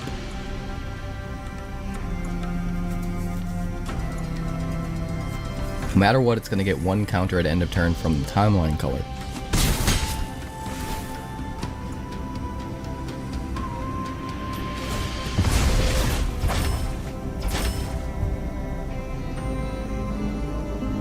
He's down to 2 cards. Probably eats our greedy freebooter. Yeah. It is what it is. Poor scout for survivors. Poor scout for survivors. Free Strider lookout. Sure.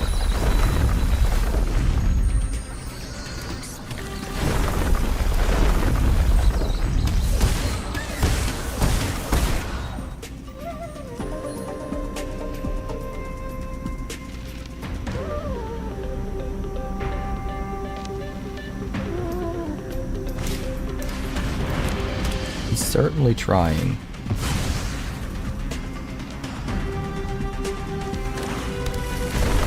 That's proof and haste.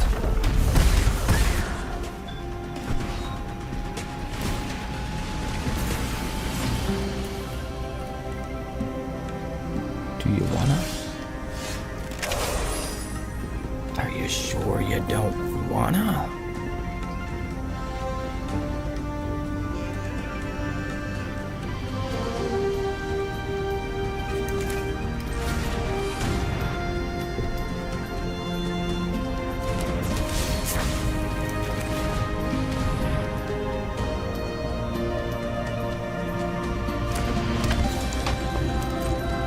Oh boy.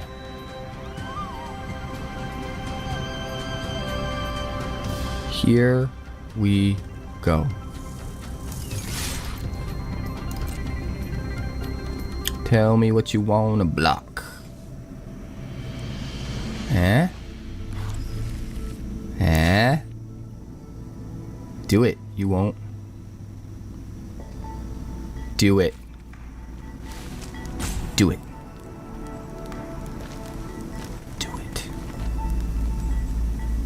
You pansy. Give me that good.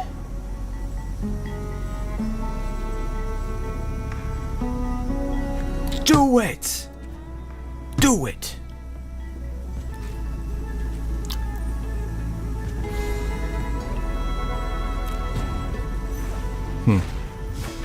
This guy doesn't know what to do. You clearly block the Voidborn and kill it. 100%.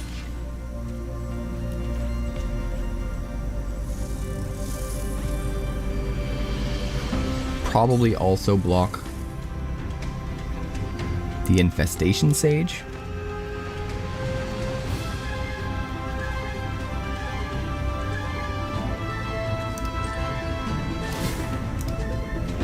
Anything that's only doing 1 damage, we sack beforehand, because we still do a damage, but we also gain a life. Timeline color's doing 2, so we will let it sit.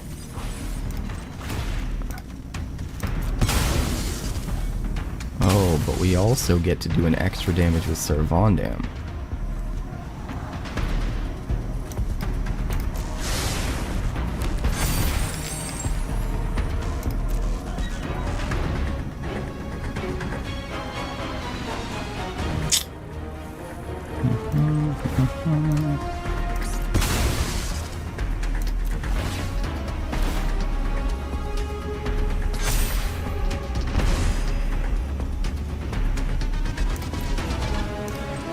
Sack the Voidborn.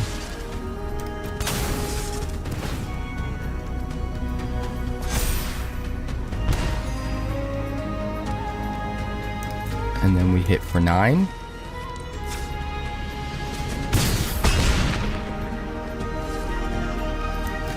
Play a tapped land and end the turn. So you're at 3. Ghost Vacuum away my Voidborn, almost definitely. But we've got another one coming, so we should be able to finish you off next turn.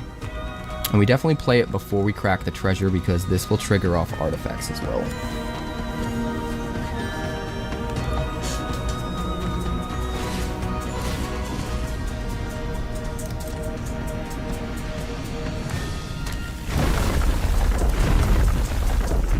The only thing that's slightly worrying is he can activate the Ghost Vacuum to get everything back. Servandum's only going to be a 1/1 though. So he's not going to be able to kill anything with it anytime soon.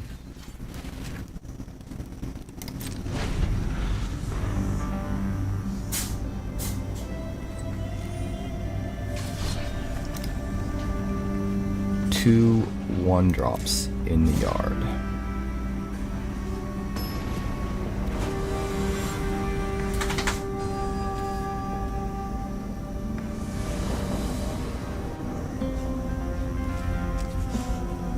Hello, sir. We are playing a game of Magic the Gathering, which means you must make a decision and commit to that decision. You are not allowed to just sit there with that goofy Johnny look on your face. That is not acceptable.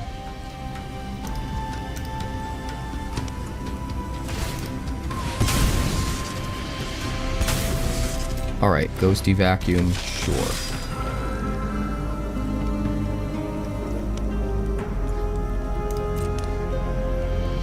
He has to sack some of his own stuff so that he can get some life gain triggers.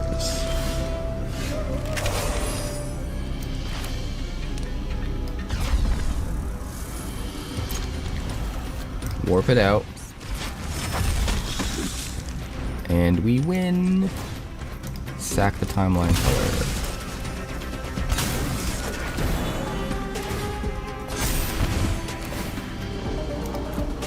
Play the timeline color. Sack the timeline color. Yep. This is how we do. Play the timeline color. Sack the timeline color. You're toast. Sorry, buddy.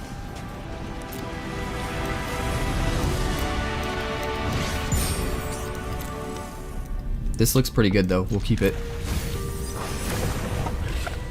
Start with Concealed Courtyard.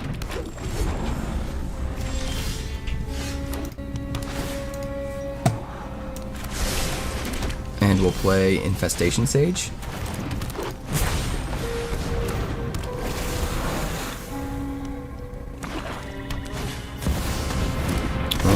The weapons manufacturing. I think we just want to get out the Servandam first and foremost.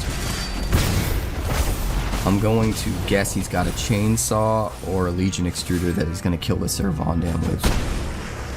But we've got Scout for survivors, so it's not the worst ever. Let's see if I'm right. Hey, there it is.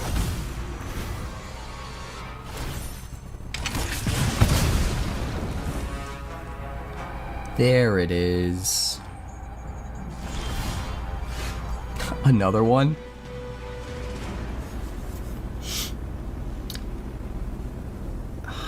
I kind of feel like I want to set us up, though, with things on the battlefield first.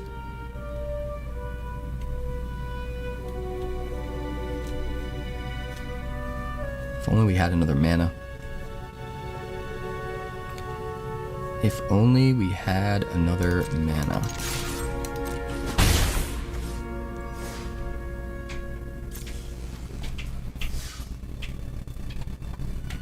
Screw it, I'm just gonna play it.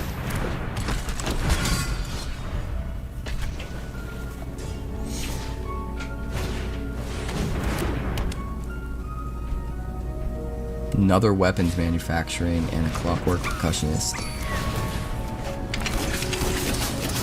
Black's not as good as white for this deck, but I appreciate the sentiment of what he's trying to do.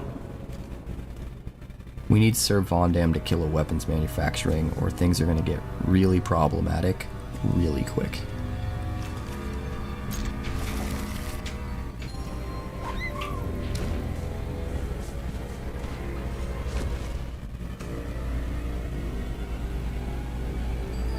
So we're gonna do this.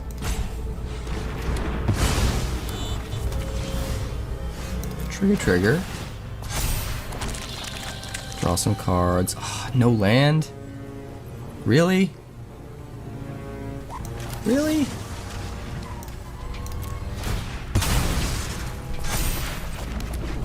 There's some land.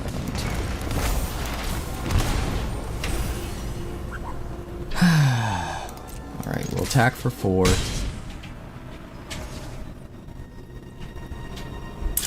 Don't have a lot of options, do we? Alright, now if he kills Sir Vondam, we nuke a weapons manufacturing, which is nice.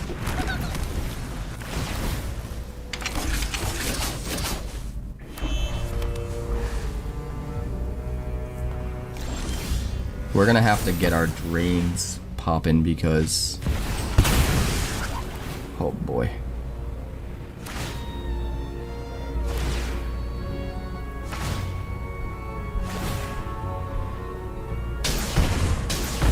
So it dies before the Rottenmouth Viper's on the battlefield, which is honestly pretty key. He's kind of out of gas. So I don't think we worry about the weapons manufacturing. I think we just try to vomit out a whole bunch of drains onto the field to recover our life and get him down.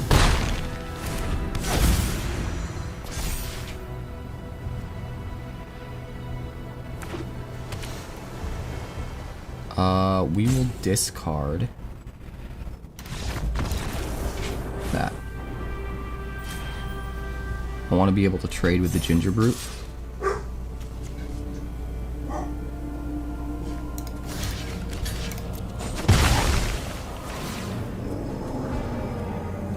Less value for you, my friend. Quiet down. Quiet.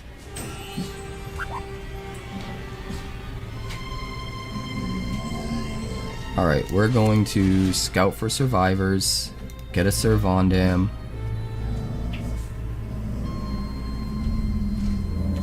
Get a greedy freebooter.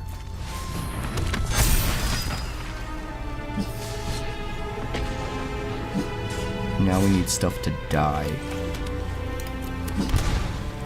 So we play Umbral Caller Zealot.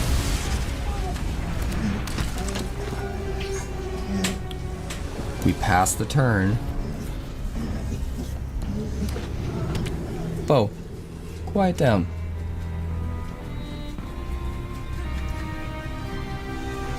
We do not pass to attacks, thank you very much. We sack the freebooter.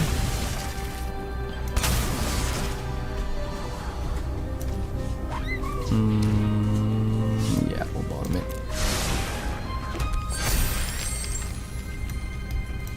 Dump you. Oh, you know what? I should have kept it on top so I could dump it. That would have been great. And now, we'll sack Sir Vondam to eat the Viper.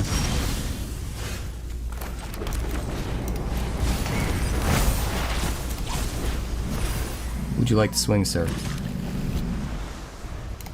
No blocks. We want to try to race him at this point because he's out of gas. He's got a Rust Harvester. Gets 2 more. But I don't know if he has enough. I don't know if he has a way to, I don't think he has a way to sack him, you know?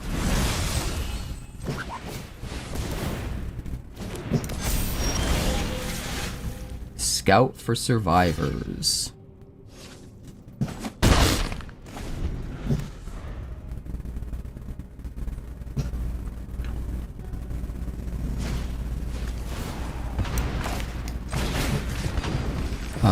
Sir Vondam.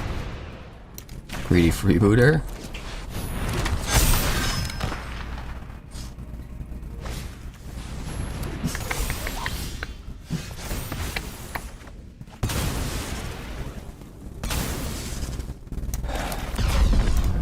warp you in. And then we could kill something if we wanted.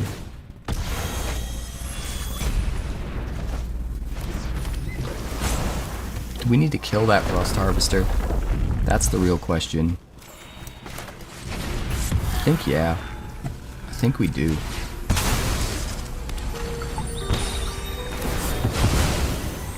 Trigger our Voidborn.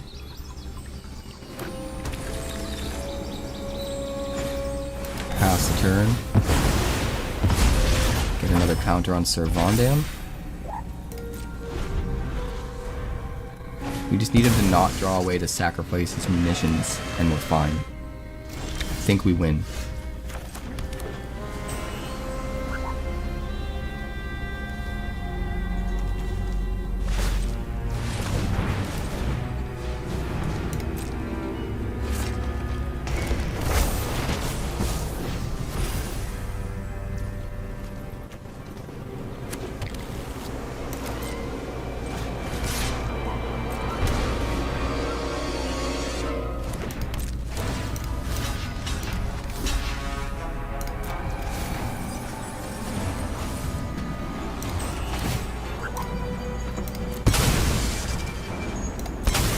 Do it like that.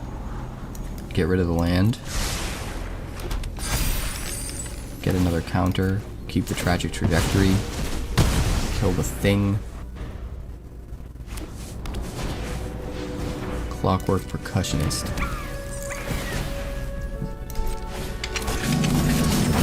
He just doesn't have enough sack outlets. That's his main issue.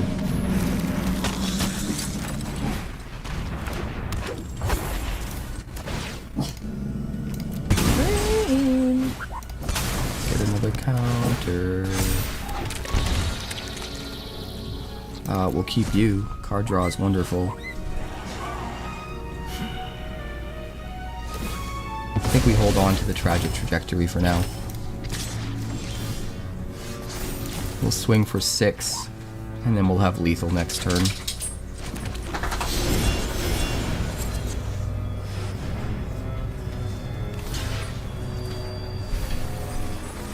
Okay. That's fine.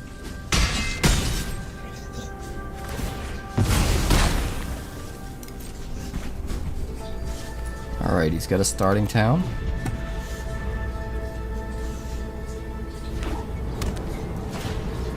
And another weapons manufacturing. Okay, good game.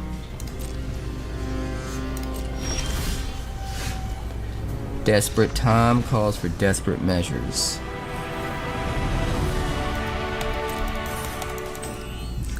One lander might not seem fine, but this is actually pretty fine. We can play out the freebooter. We can sack it next turn to corrupt a conviction to draw into lands and get a treasure.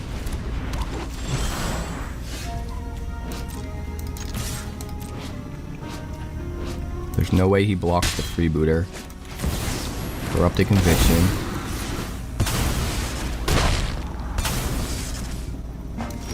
We have to find land, so I gotta bottom it.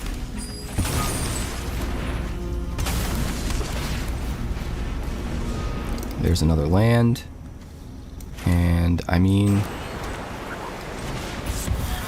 I guess we'll just slow him down, right? Makes sense to me. We're gonna have our third land next turn, so we don't have to worry about mana anymore.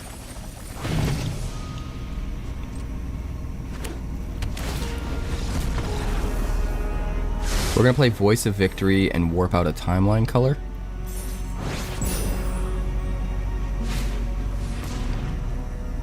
Analyzing the pollen.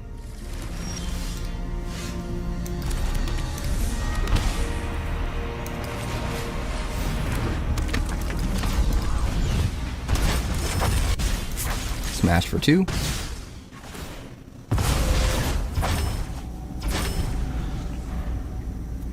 Next turn's gonna be sick. What you gonna do? Overlord. Ooh, that's real slow. That is real slow.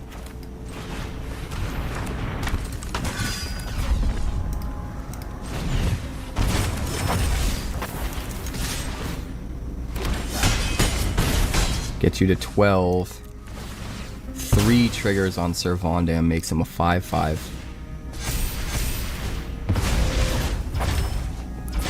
And if he kills or exiles Sir Vondam, he loses one of his permanents.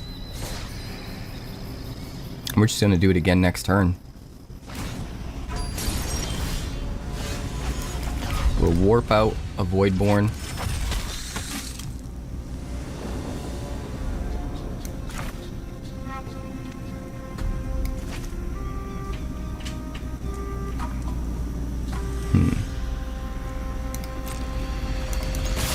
We'll swing. Hit for a lot. Sack one of the tokens. Yeah, he's over. It's done. It's a done deal. Alright, this actually looks pretty awesome. We're gonna keep it.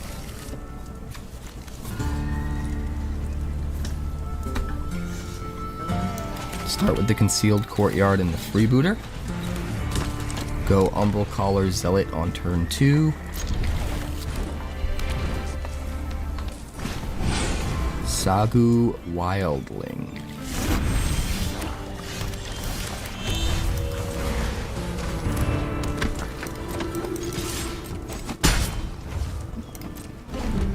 End the turn.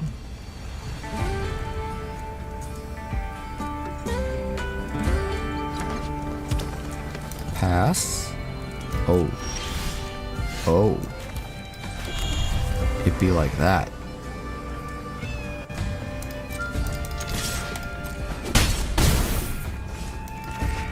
Sephiroth.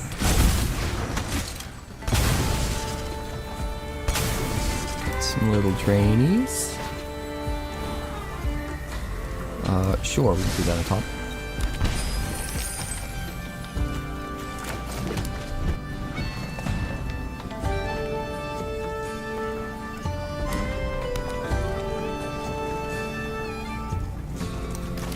Let's do this.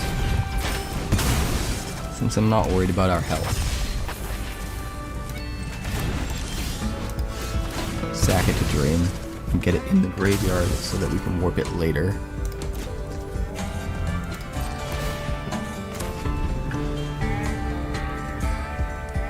If he had creatures on the field, I would have saved the treasure for Cythera.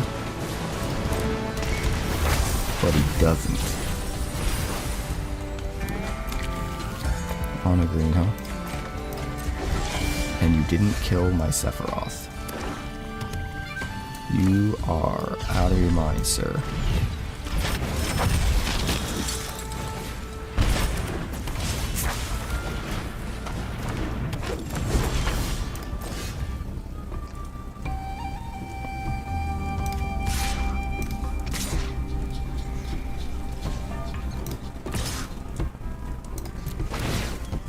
Alright, so we'll sack to draw.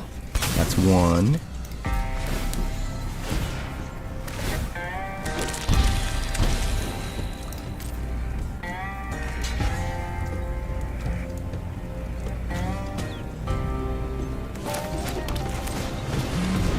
Alright. 2.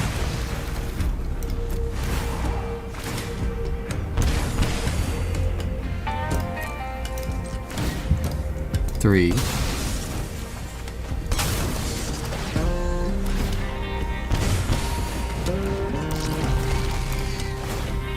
4. So we can flip it. And survive against Fenrir. And then his dude dies. And then we sack the Sephiroth and we win. That seems fine to me.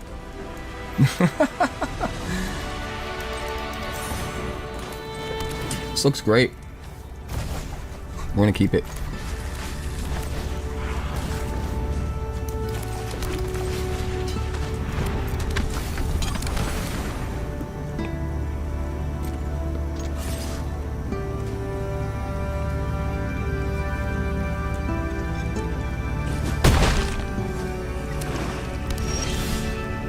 card's just crazy, man. This card is just crazy. We're gonna start with the Zealot. I don't want to lose my Sir Vondam before it can use its ability, so we're not gonna put it at risk to removal.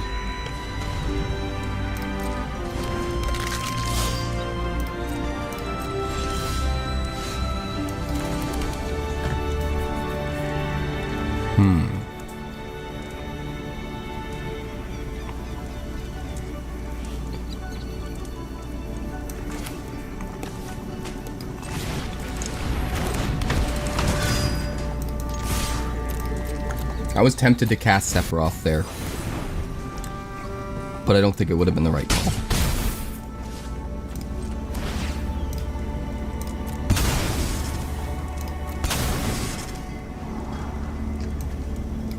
Bottom that. Get rid of that.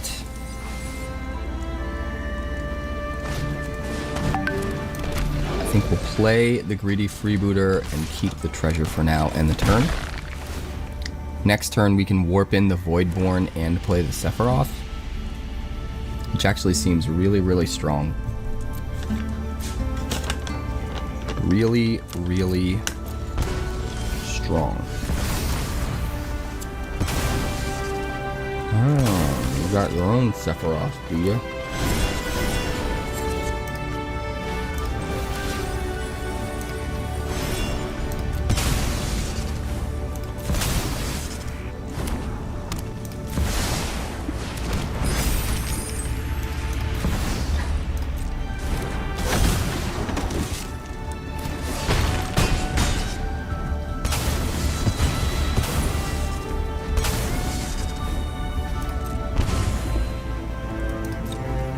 Alright, alright.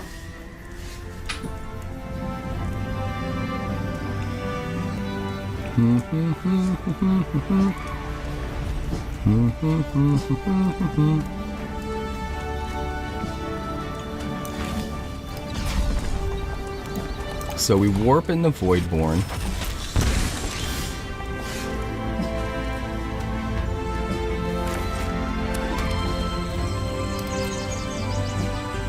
We attack.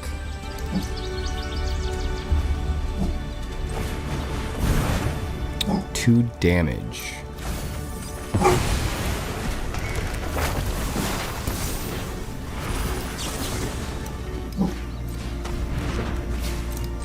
Well, if that's the case, we're gonna do this.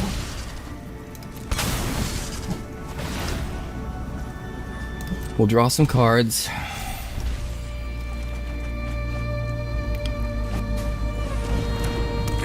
We'll hit for more damage. Put him at 8.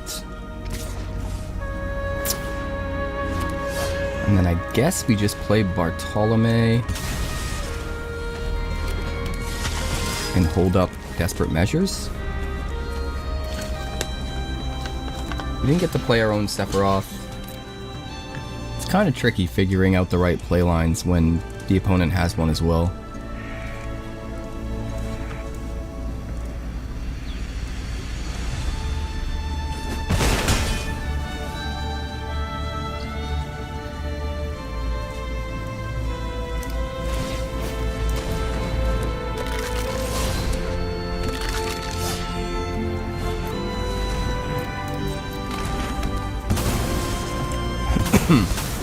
I think we're just too far ahead, though.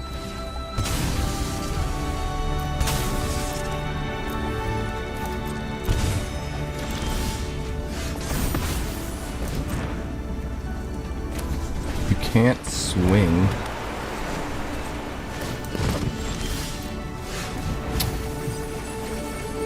You really need to draw some cards, man.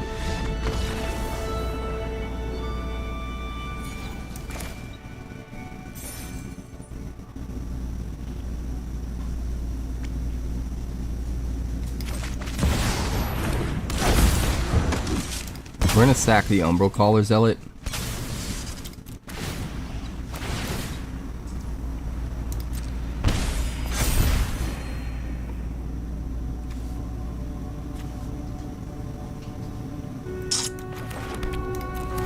down to 20.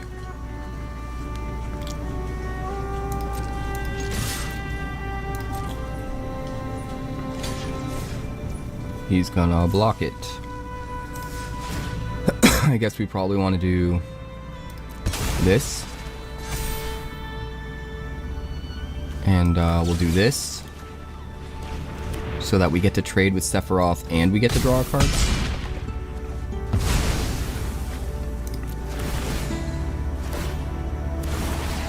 And we might be able to just kill him here. Pretty dang close.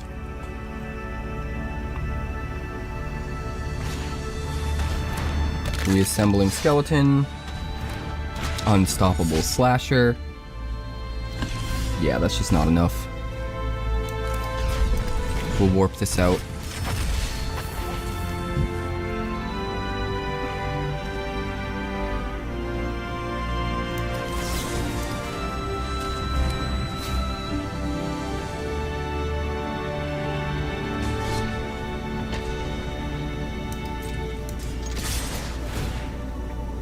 Decline. I think we got you. Can't's got menace.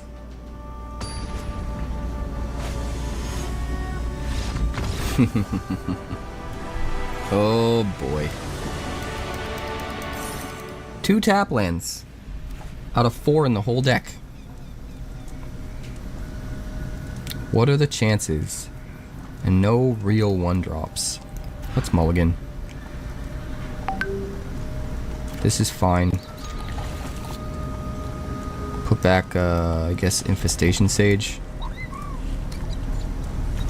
Start with the back street. Dump the Sothera. We need to get to land, unfortunately.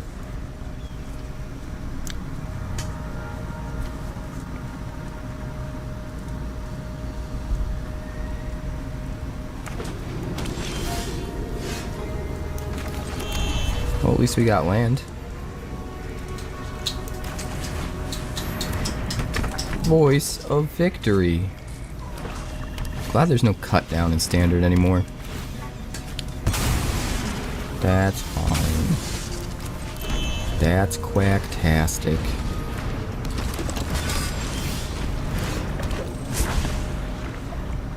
What else you got for me? More removal? Figures. That's fine. You keep doing you, I'm gonna push through you eventually. I'm gonna run you over when I come back down. Let's draw a card.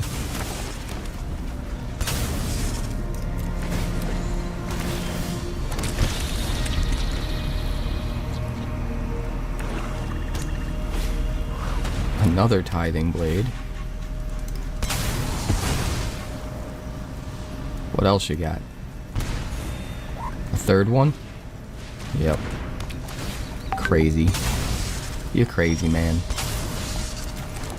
You crazy, man. Alright.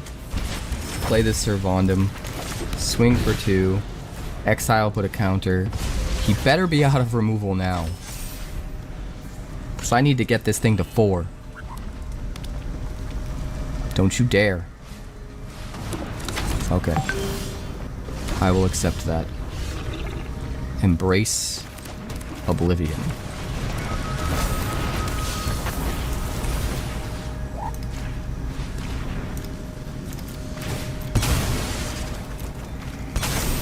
Goodbye.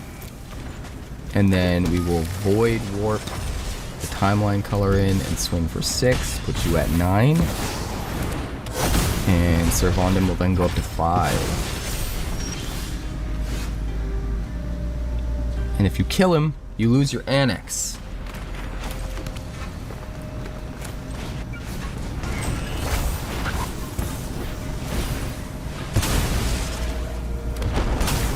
That's not enough.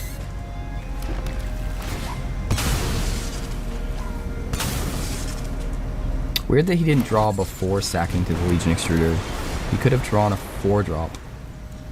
You know?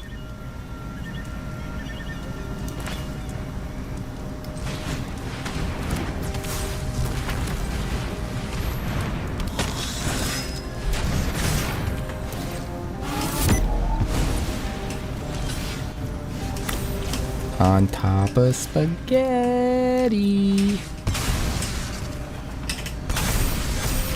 All covered in cheese. Welcome to 3. What you got? Surveilling away. Surveilling away. Tithing blade, huh? Interesting. I mean, we're definitely sacking the Bartolome. This thing just wins if you don't get a second blocker. And if you kill it, we at least take out your annex. You got a timeline color.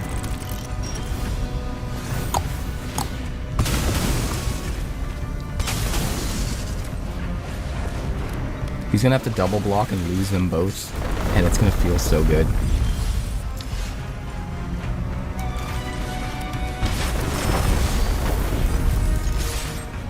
And then he's gonna go to 1. It's got menace. Menace. Menace.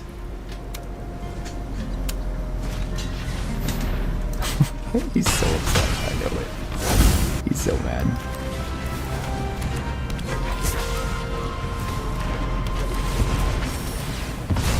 Alright, now it goes up to an 8-8. Even if he deals with my board, we haste in the timeline color for the win. If he doesn't get out a demon, he kills himself with his annex.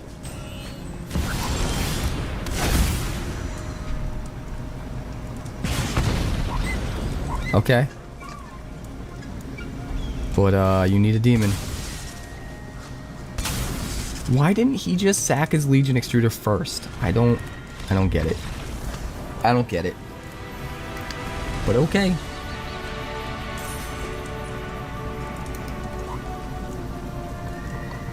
Oh yeah, he didn't unlock the 1 black mana. And that's it. If we had some of the card draw spells, I'd keep it, but we don't, so I can't. Keep 6. I guess we can put back Scout for Survivors. We'll start with a tapped Godless Shrine since we don't have anything to play on 1. Pickaxe, sure. Voice of Victory.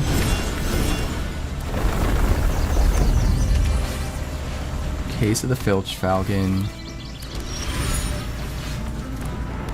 Let's see what you're trying to do. I see what you're trying to do. I see what you're trying to do. We're gonna warp this in. Swing. Hit for 3. Drain for 2. Get 2 counters on the Von Dam, and then Voidborn gets exiled. We get another one. That is pretty damn strong.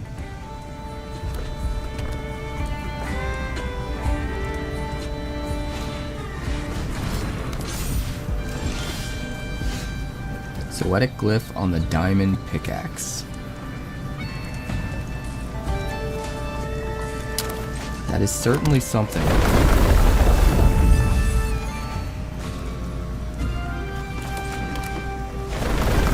That thing is toast, so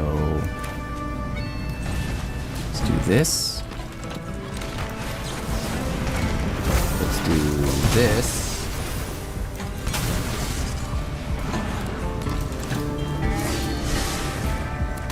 Can we get the minus removal, please? No. You don't like us enough to let us do that.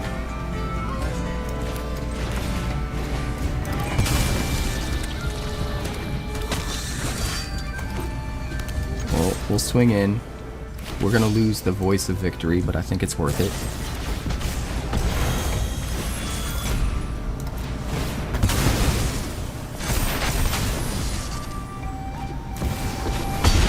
Put them at 6. And then we'll sack these. And we got some real big boys. Some real big boys. Race Oblivion's kinda useless to us right now. Rust Harvester.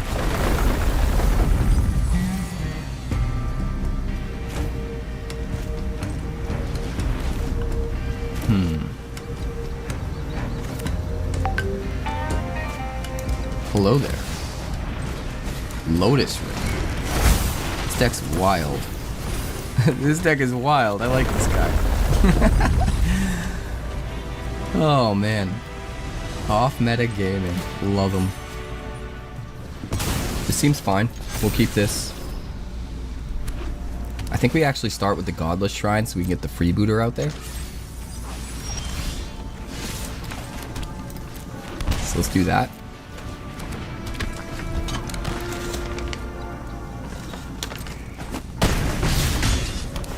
My revenge will cut from the shadows.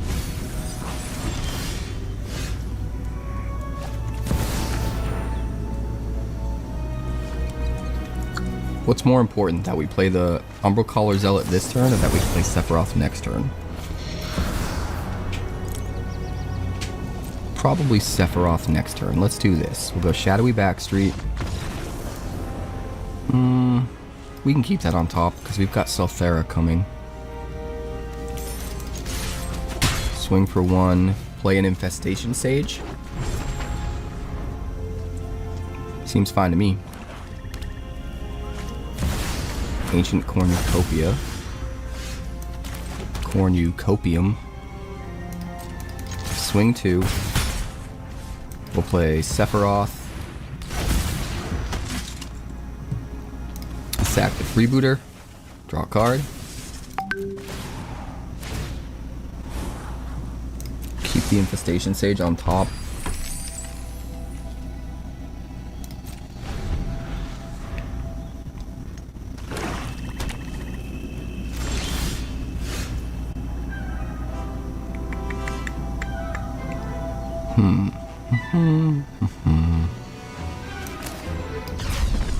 Warp you in.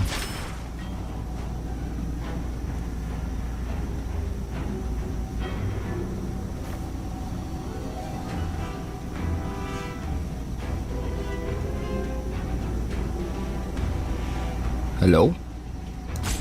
Hello, sir.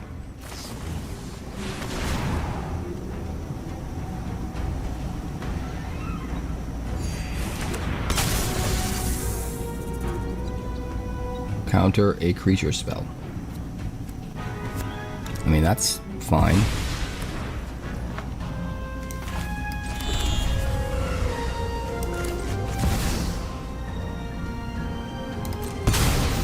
We'll play Selthera. We'll sack the Sage to draw, which will trigger the Selthera. He has to exile the Fanekeeper's Familiar. And then at the end of the turn, we get the Fanekeeper's Familiar with 2 counters on it, and we gain 3 life and surveil 3.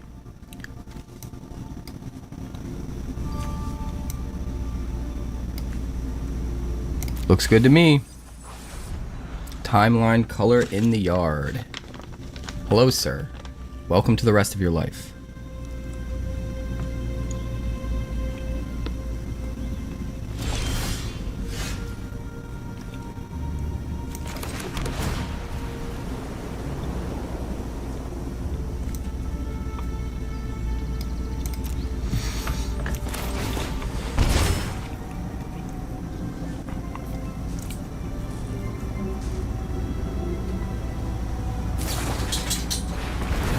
Really? You're gonna counter the timeline color, which I can literally just play again right now.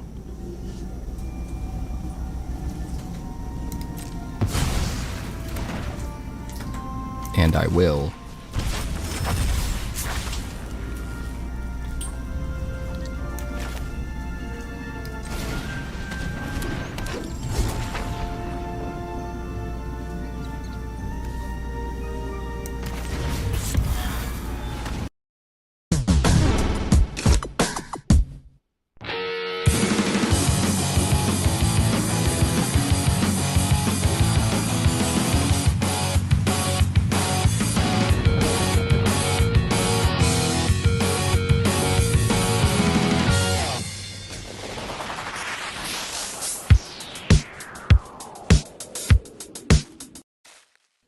me, I have not one, not two, not three, not four, but 5 Final Fantasy collector boosters. If you look over on Amazon right now, they're almost $700 a piece. That means we're cracking open more than $3,000 of Final Fantasy collector boosters to see if we can find a golden chocobo or at least a sweet Sephiroth or Cloud or Buster Sword or something. So let's get into it. All right, it is time to open some Final Fantasy box 1 of 5, and I'm pretty sure this is the most expensive opening that we've ever done on the channel. These boxes are so insanely expensive right now. Sold out on Amazon at like almost $700 a piece, which is absolutely wild, but there's some super cool cards in here. Also, pricing on this is going to be interesting since it's so early in the set release. Prices are still super high, so we'll have to see. Hopefully, the dream is the golden chocobo. That is the best card you can open. Only 77 of them exist, so our odds not great. But even like borderless Sephiroth foil, currently like $300 or something. Cloud's kind of similar. The thing is, it's so hard to tell where the prices are going to end up at. This is a unique set. Like, this is the best-selling set in the history of Magic during pre-sales. So I have no idea what to think. Normally, I'd be like, oh, these prices are going to drop a ton. And I still think prices will drop a ton as people open the set. But this is such a weird, expensive, uniquely popular set that it might be different this time. But, all right, pack number 1, Final Fantasy. Golden Chocobo. Ooh, okay. Kefka, Court Mage, Foil Extended. So these are some of the better treatments in the entire set. The Foil Extended cards are actually super valuable. Kefka, this card's actually pretty wild. So I saw it in action in testing in a Commander game, and the thing I forgot about Kefka, when I first saw this card, I was like, okay, you got to flip it around to the backside. The backside's absolutely busted, right? You just draw so many cards.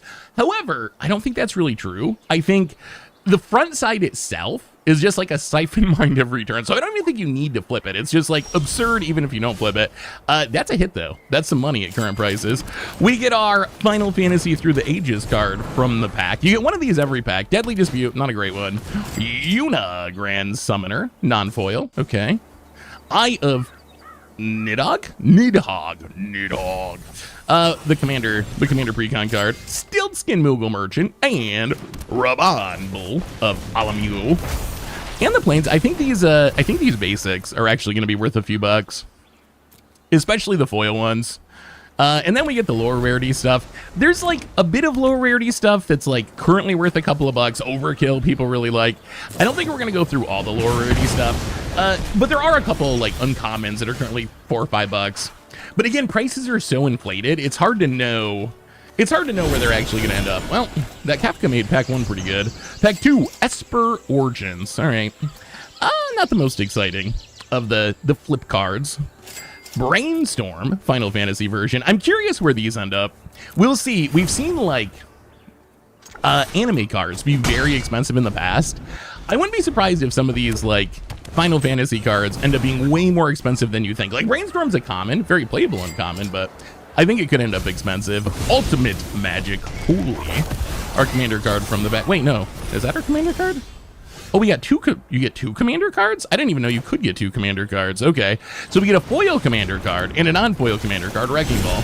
A Realm Reborn. Turn everything into a Bird's Paradise. Minwu Might Wage. Good in Soul Sisters. Actually might be one of the best Soul Sister commanders. I like Minwu. I'm going to build a Minwu commander deck for sure. You gotta do the Soul Sister when you get the chance. All right, Chocobo, Chocobo, or Sephiroth. Ooh, how about a Joshua Phoenix Dominant? I feel like this could be a fine standard card. I don't think you're flipping it in standard. It's like so much mana to flip. The backside is good if you get to it, but even just the front side of coming down to double loot, I feel like that could be good enough in like a Monument deck, Oculus deck. Wall of Omens are Through the Ages card. Blue Mage's Cane. Oh, maybe you get 2. It looks like 2 commander cards in every pack. Huh. Interesting. Blue Mage's Cane. Oh, way you can cast spells from the graveyard. Shadow. Wait, that's 3 commander cards. Oh, there we go, though. There we go. I don't know why we're getting so many commander cards. Usually, in past collector booster boxes, you only got 1. You only got 1 commander card. per pack. Not sure why there's so many, but Summon Bahamut. Not the best version of Summon Bahamut, just a normal pack foil. However, one of the better mythics from the set. People are hyped for Summon Bahamut, worth a few bucks. And Chocobo Racetrack. Oh, Ambrosia White Art. This set's so cool. I'm not even a Final Fantasy fan. I have played an hour and a half of Final Fantasy VI for a Patreon video. That is my complete experience with Final Fantasy. And I still think this set's pretty awesome. Ooh, bird token. Looking good. What do we get here? Surge Foil. Lightning Army one. Lightning's actually kind of busted. Doubling your damage when it hits with First Strike is so good. And it looks really nice in Surge Foil. The cards just look good. Like, aesthetically, they are very nice looking Magic cards. Diabolic Intent. Final Fantasy through the ages. Actually, I think Diabolic Intent's like 10 bucks, so I bet this version's kind of expensive at the moment.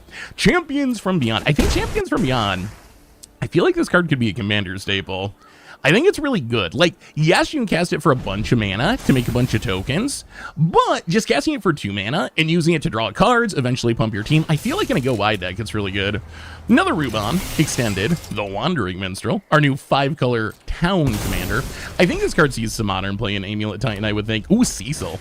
Cecil Dark Knight. I think everyone forgot about this, because this was one of the earliest spoilers from the entire set. And, I mean, it's a 1-mana 2/3 Death Touch. Like, its stats are kind of insane. And if you flip it around, you get a big lifelinker. I feel like people just forgot how good Cecil is, but I feel like Cecil will see some play. Ooh, Secret Rendezvous. Ah, okay. There's 4 different Secret Rendezvous. Very good in Commander. I like Secret Rendezvous a lot in Commander. All showing off different dates. Suplex. All right, well, nothing super crazy value-wise in that pack, but still some sweet stuff. All right, what do we got here? Almost halfway through. Summon Titan. I feel like these summons are going to be good and constructed.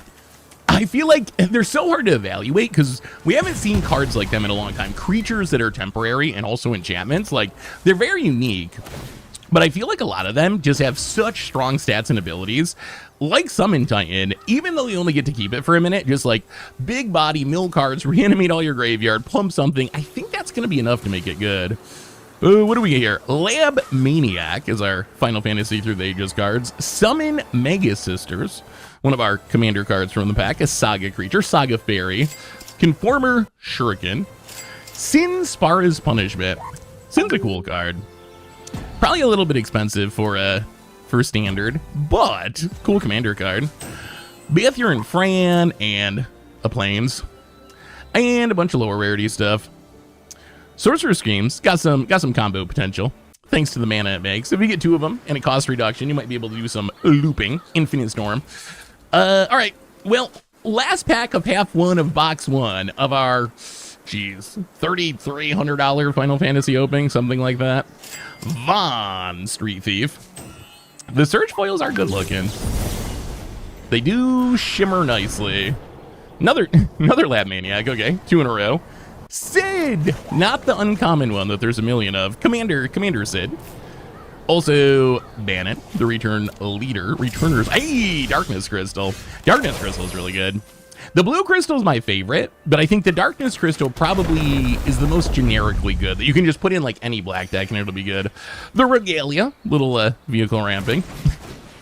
I don't know about so many mod. One of the things I don't like about Universes Beyond sets is actually just like the modernity. Like, there's stuff that you would just find in the real world, and that car is one of those things. It just looks like a real world car. So some of that stuff I find a little bit weird. Same with like people eating sandwiches. Universes Beyond loves their people eating sandwiches. Hero token and Dion. Good night card. Decent night card. Extended foil. And what do we get here? Finn the Fangbear is our Through the Ages card. Xenosia Gelvis, whose name I am sure I am saying very wrongly. Katie Sith, Squall, CD Mercenary, and Zaldenich, little Mono Red Landfall shenanigans, and Oasis. The basics look super sweet. They do look really nice. And then a bunch of lower rarity stuff. All right, no Chocobo yet. Where's our Chocobo? We need a Chocobo. Man, hitting a golden Chocobo would be so sweet. That would make opening $3,000 of Final Fantasy worth it. How about a Golbez Crystal Collector? Daneth Capassion Paragon. Seems like you get a lot of uncommon cards in the Through the Ages slot. Oh, there we go. There we go. That's one of the big hits. So not in foil, unfortunately, but that's a cloud in extended border. I mean, that's probably what, $50, $60 currently, something like that. That's my guess. I know the normal one's just under 40 currently. Again, I think price is going to drop, but Cloud is one of the most hyped cards in the set. It's really good in equipment decks. Stargo in Realm. Another Squall. Hey, there's a Chocobo. This is not the Chocobo we're looking for, but Choco Seeker of Paradise. New best bird commander. This card's actually a really good commander. And look at that little dude back there. That is that a Moogle? Look at that Moogle. Oh, another Plane. So many different. Oh, there we go. Fat Chocobo. Not the golden Chocobo, but way cooler. They should have made Fat Chocobo the serialized card. Instead of traveling Chocobo, it should have been serialized Fat Chocobo. I would get behind the serialized Fat Chocobo. Stiltskin Moogle Merchant. The woodblock treatment looks sweet. That's just like a nice looking Magic card. I honestly, Strixhaven Stadium. It's a trap. Don't play it. It kills you. It looks like a Mana Rock. With upside. Is actually a Mana Rock with the downside that your opponents are going to kill you because they're afraid they're going to die. How about a Venet? Little legendary card draw. Yamaru Raging Yeti from the commander decks. Minwu extended. And Nebelhelm of Flame. It's a mythic. One of the worst mythics in the set and least valuable mythics in the set, but it is technically a mythic. Island, stolen uniform. I think this card's going to be impactful. A way to free equip is kind of relevant with all the equipment we got running around in our current standard. Plus, worst case you can play it in, like, I think it'll even see modern play. I think it actually shows up in Modern Hammer Time. At least some builds of it. It's like, not every build, but some builds will play it. Hero token, how about a Telegreat Sage? Little Spellslinger action in foil. Woodblock. Nature's Claim as our Through the Ages card. That looks like Nintendo. The pixels. Titus, Yuna's Guardian, one of the commander face commanders. Furion, Wild Rose Warrior. Super cool commander. I'm excited to build around Furion. Summon Mega Sisters from the precons. And Sephir Holmesy, little double striking knight. And all of our lower rarity stuff. All right, 2 packs to go in box number 1. I will say this box, we got the extended foil Kefka. That's been our big hit from this box. But considering how expensive these boxes are, I kind of feel like we're not doing that well with this one. Jill, she was dominant. How about a Chroma's Will? Okay, that's actually a good Final Fantasy Through the Ages card. A Chroma's Will, that is a staple. Honestly, and this might be sacrilege to shaking the camera. This might be sacrilege to Final Fantasy fans. I actually don't really like the style on this card.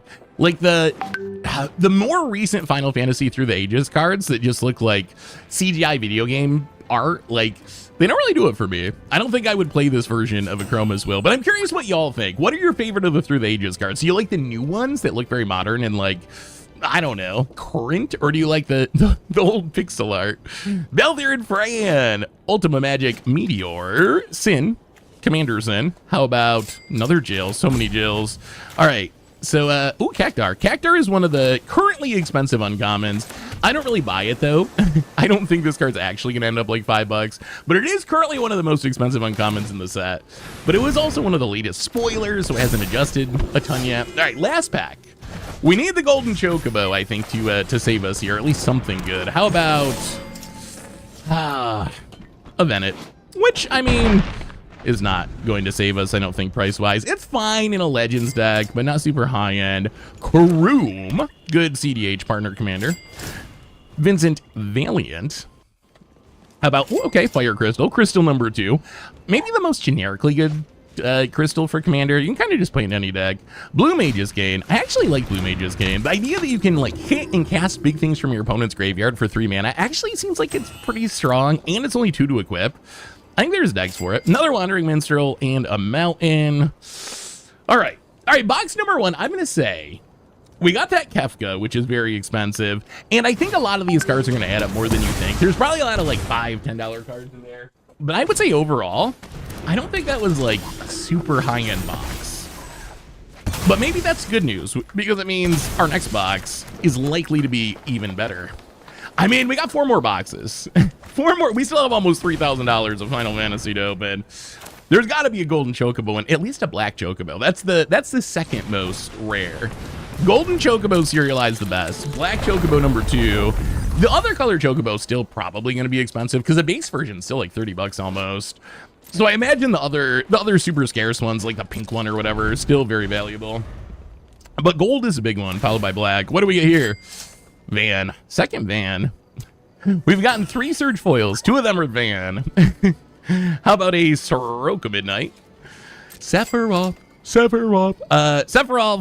from the starter deck. Not the best Sephiroth, I would say. That's Kinsroy. Little tutoring for bird deck.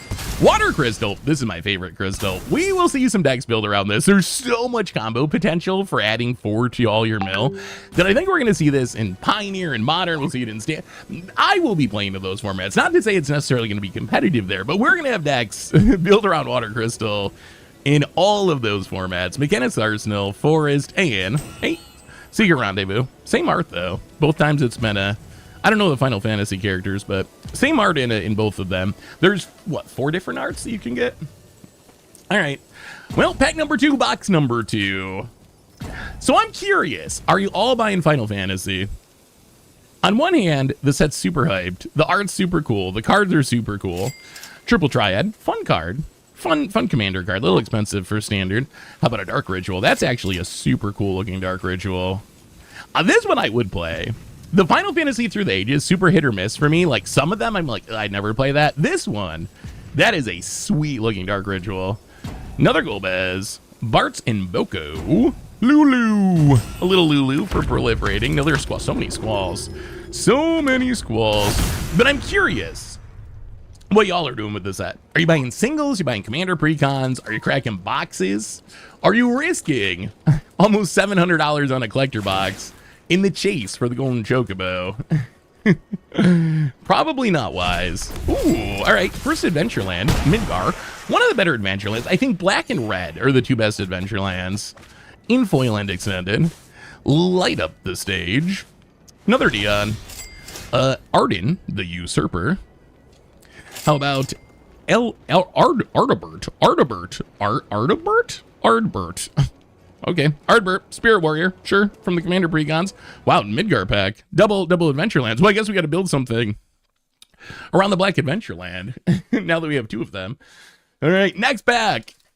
Oh boy, the thing with this, like, I feel like we're getting decent value, but I got to keep reminding myself how expensive these boxes are.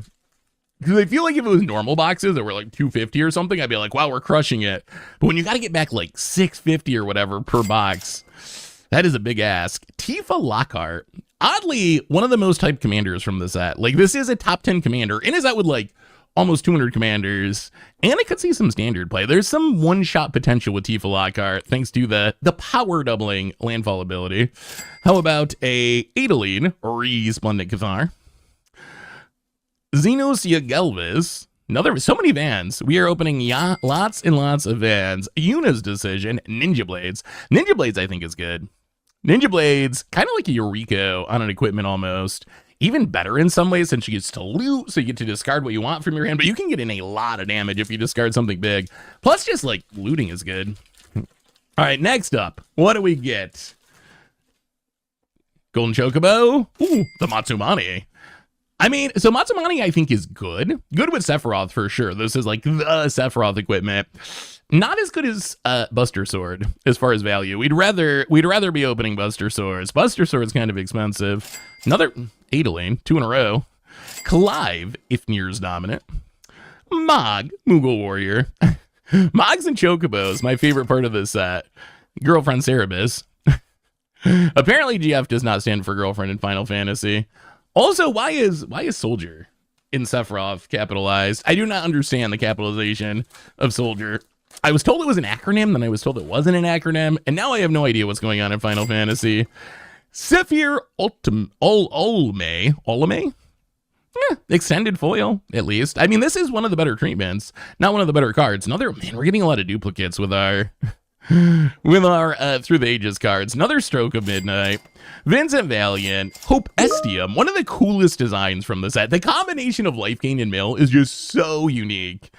Definitely planning on building around this one. In Standard and in Commander, one of my favorite cards from the set. Cat Sith, Go-Go, Master Mimicry. Currently one of the more expensive mythics in the set, although this isn't the best version. Just a base foil, but still one of the better mythics. All right, well, let's head into half number 2 of box number 2 of our $3,000 Final Fantasy opening. All right, what do we get here? Ruban. I think Ruban might be able to see play in some sort of equipment deck. The free equipping, there's so many expensive equipment in this set that I think the free equipping has value. Sir Conrad, Through the Ages. Emmett Selch, Unsundered. Pretty sweet mythic. Another Squall, so many Squalls. Strago and Realm. Another Vincent Valiant. And a beautiful Forest. All right, well, next pack. Still no Chocobo. A box and a half in, still no Chocobo. Chocobo? Ooh, Summon Primal Odin. I don't know if this card's good because it's 6 mana, but the potential of the second chapter to just, if you get in damage, win the game is so funny. It is one of the coolest designs in the set. Also, that art's pretty sweet in foil. I do like that card. How about a Danathic Compassion? Through the Ages. Terra Heart of Hope, one of the more hyped, I would say, of the pre-con commanders. Extended, which is always good. Squall, every pack we get a Squall. Yeti, Ariath Gainsborough. Good in Soul Sisters, maybe. If you got a bunch of legends. Good in some builds of Soul Sisters, let's say. All right, we have 4 more to go in this box. The Chocobo could be, we need a Sephiroth. We've gotten a Cloud. We haven't got a Sephiroth or a Vivi yet. How about, ooh, Ultima. Look at that art. That is a pretty cool looking Wrath.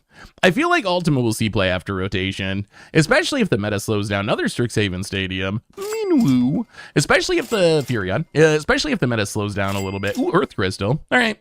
Earth Crystal, really only good in +1/+1 counter decks, but if you're a green +1/+1 counter deck, it gets the job done. It is pretty good there. That's one of the interesting things about the crystals is like the cost reduction is good in like any monocolor deck of the color. On the other hand, a lot of the abilities are kind of narrow. The black one and the red one are pretty generic, but the green one, you really got to be counters to want it. What do we get here? Kuja, Genome Sorceress. I feel like this card's actually kind of scary in Commander. I think this might be a sleeper. And we got it in Search Foil, which is nice. I don't know if how much this one's worth. How's the backside look? Those are some cool looking cards. I was surprised at how well Final Fantasy fit in the Magic universe. Chromatic Lantern, Through the Ages, foil. Cecil, how about a Ultimate Magic Meteor, Sin from the Commander Precons. Sarah Farron, little legendary ramp, and a Wace.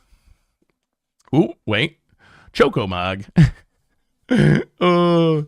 I don't understand what Chocobo and Mogs are, or Moogles are, because I don't know Final Fantasy, but they are pretty cute.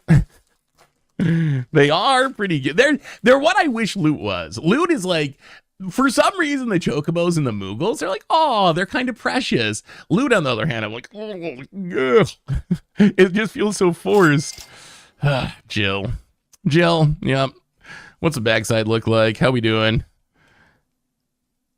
You do, I guess the upside of these double face cards, even if it's Jill, which is not an especially good double face card, you do get multiple pieces of art, I guess, which is sweet. Strixhaven, so many why are all of our rare Through the Ages cards? Strixhaven Stadium, Protection Magic, 2 mana, put a shield counter on up to 3 target creatures. Commander Precon card, Fire Crystal again, Blue Mage's Cane, we've got a few of those, which I'm fine with. Summon Primal Odin, and a Schwamp. Oh boy. Last pack. I feel like we might be getting hosed on this box. This box, I can't even point to like a single card that I know is super expensive, and these boxes are super expensive. All right, Golden Chocobo. Furion. Extended Furion. Actually stands out really well off that reflective background. How about a Sir Conrad Through the Ages? Gareth Tia Scion Reborn. Backup commander from one of the precons. Eye of Nidhogg. Stilled Skin Moogle Merchant, and a Noctis Prince of Lucas. Ooh, okay. Well, you know what I was saying after box 1? Where I was like, the good news is, even though this box I don't think was like super good value-wise, it means we're going to do better in the future. I might have been wrong. I feel like that box was roughly the same. I mean, we did get a cloud, right? We got a cloud that box, which is good. That's a hit. But in general, I feel like the value is not. We got a lot of like Jills and Furions and like kind of the lower level cards. Well, box number 3. This is the one. This is a golden chocobo box. I have faith. My chocobo will not betray me. The chocobo wouldn't do that to us. Oh, all right. Blam Garden CD Academy. The flip town land. I feel like this card's fine, although it's weird that it flips into a vehicle. So it's like a creature land, but you have to have another creature on the battlefield to actually crew it, which is a little bit awkward. But a 5/4 flying draw card when it attacks vehicle is actually like, that is a powerful effect if you can crew it. So I think it can see play. What do we got here? Dovin's Veto, through the ages. Sephiroth. Okay, that's good. So Sephiroth Extended, that's the hit we're looking for. Not in foil, sadly. Foil Sephiroth Extended, I think, is currently the most expensive like base set card. I guess not base set exactly, but discounting like serialized stuff or whatever, I think foil's Extended Sephiroth is the most expensive card in the set. And I imagine even on foil, it's gotta be pretty valuable. So that's a big hit. Transpose, summon Girlfriend Cerebus again, Green Adventureland, and basic, some lower rarity stuff. All right, well, Sephiroth is good. We will take all the Sephiroths. Still no Vivi, still no Chocobo. Those are the biggest hitters that we're missing so far. The Wandering Minstrel, Surge Foil. Yeah, that might be worth a little bit. I feel like it'll be like a reasonably valuable commander. Brainstorm, through the ages. Yashota Rule. This card's so cool. The double end step thing is so deep. That's something we haven't seen before. So it's like a good blink commander. Plus you can just build it as an end step commander.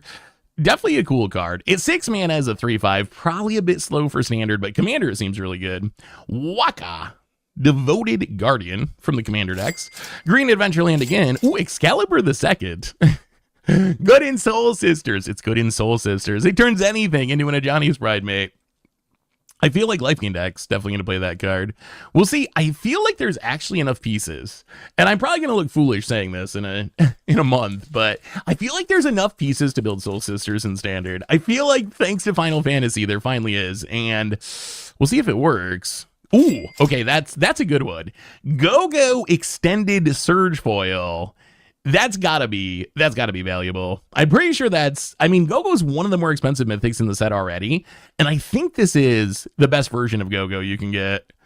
Surge Foil Extended, that's pretty sweet. Daneth, Bethier and Fran, Snort.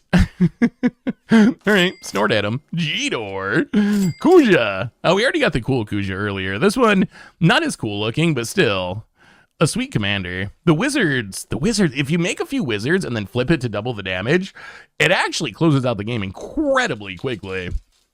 All right. Where is our golden chocobo?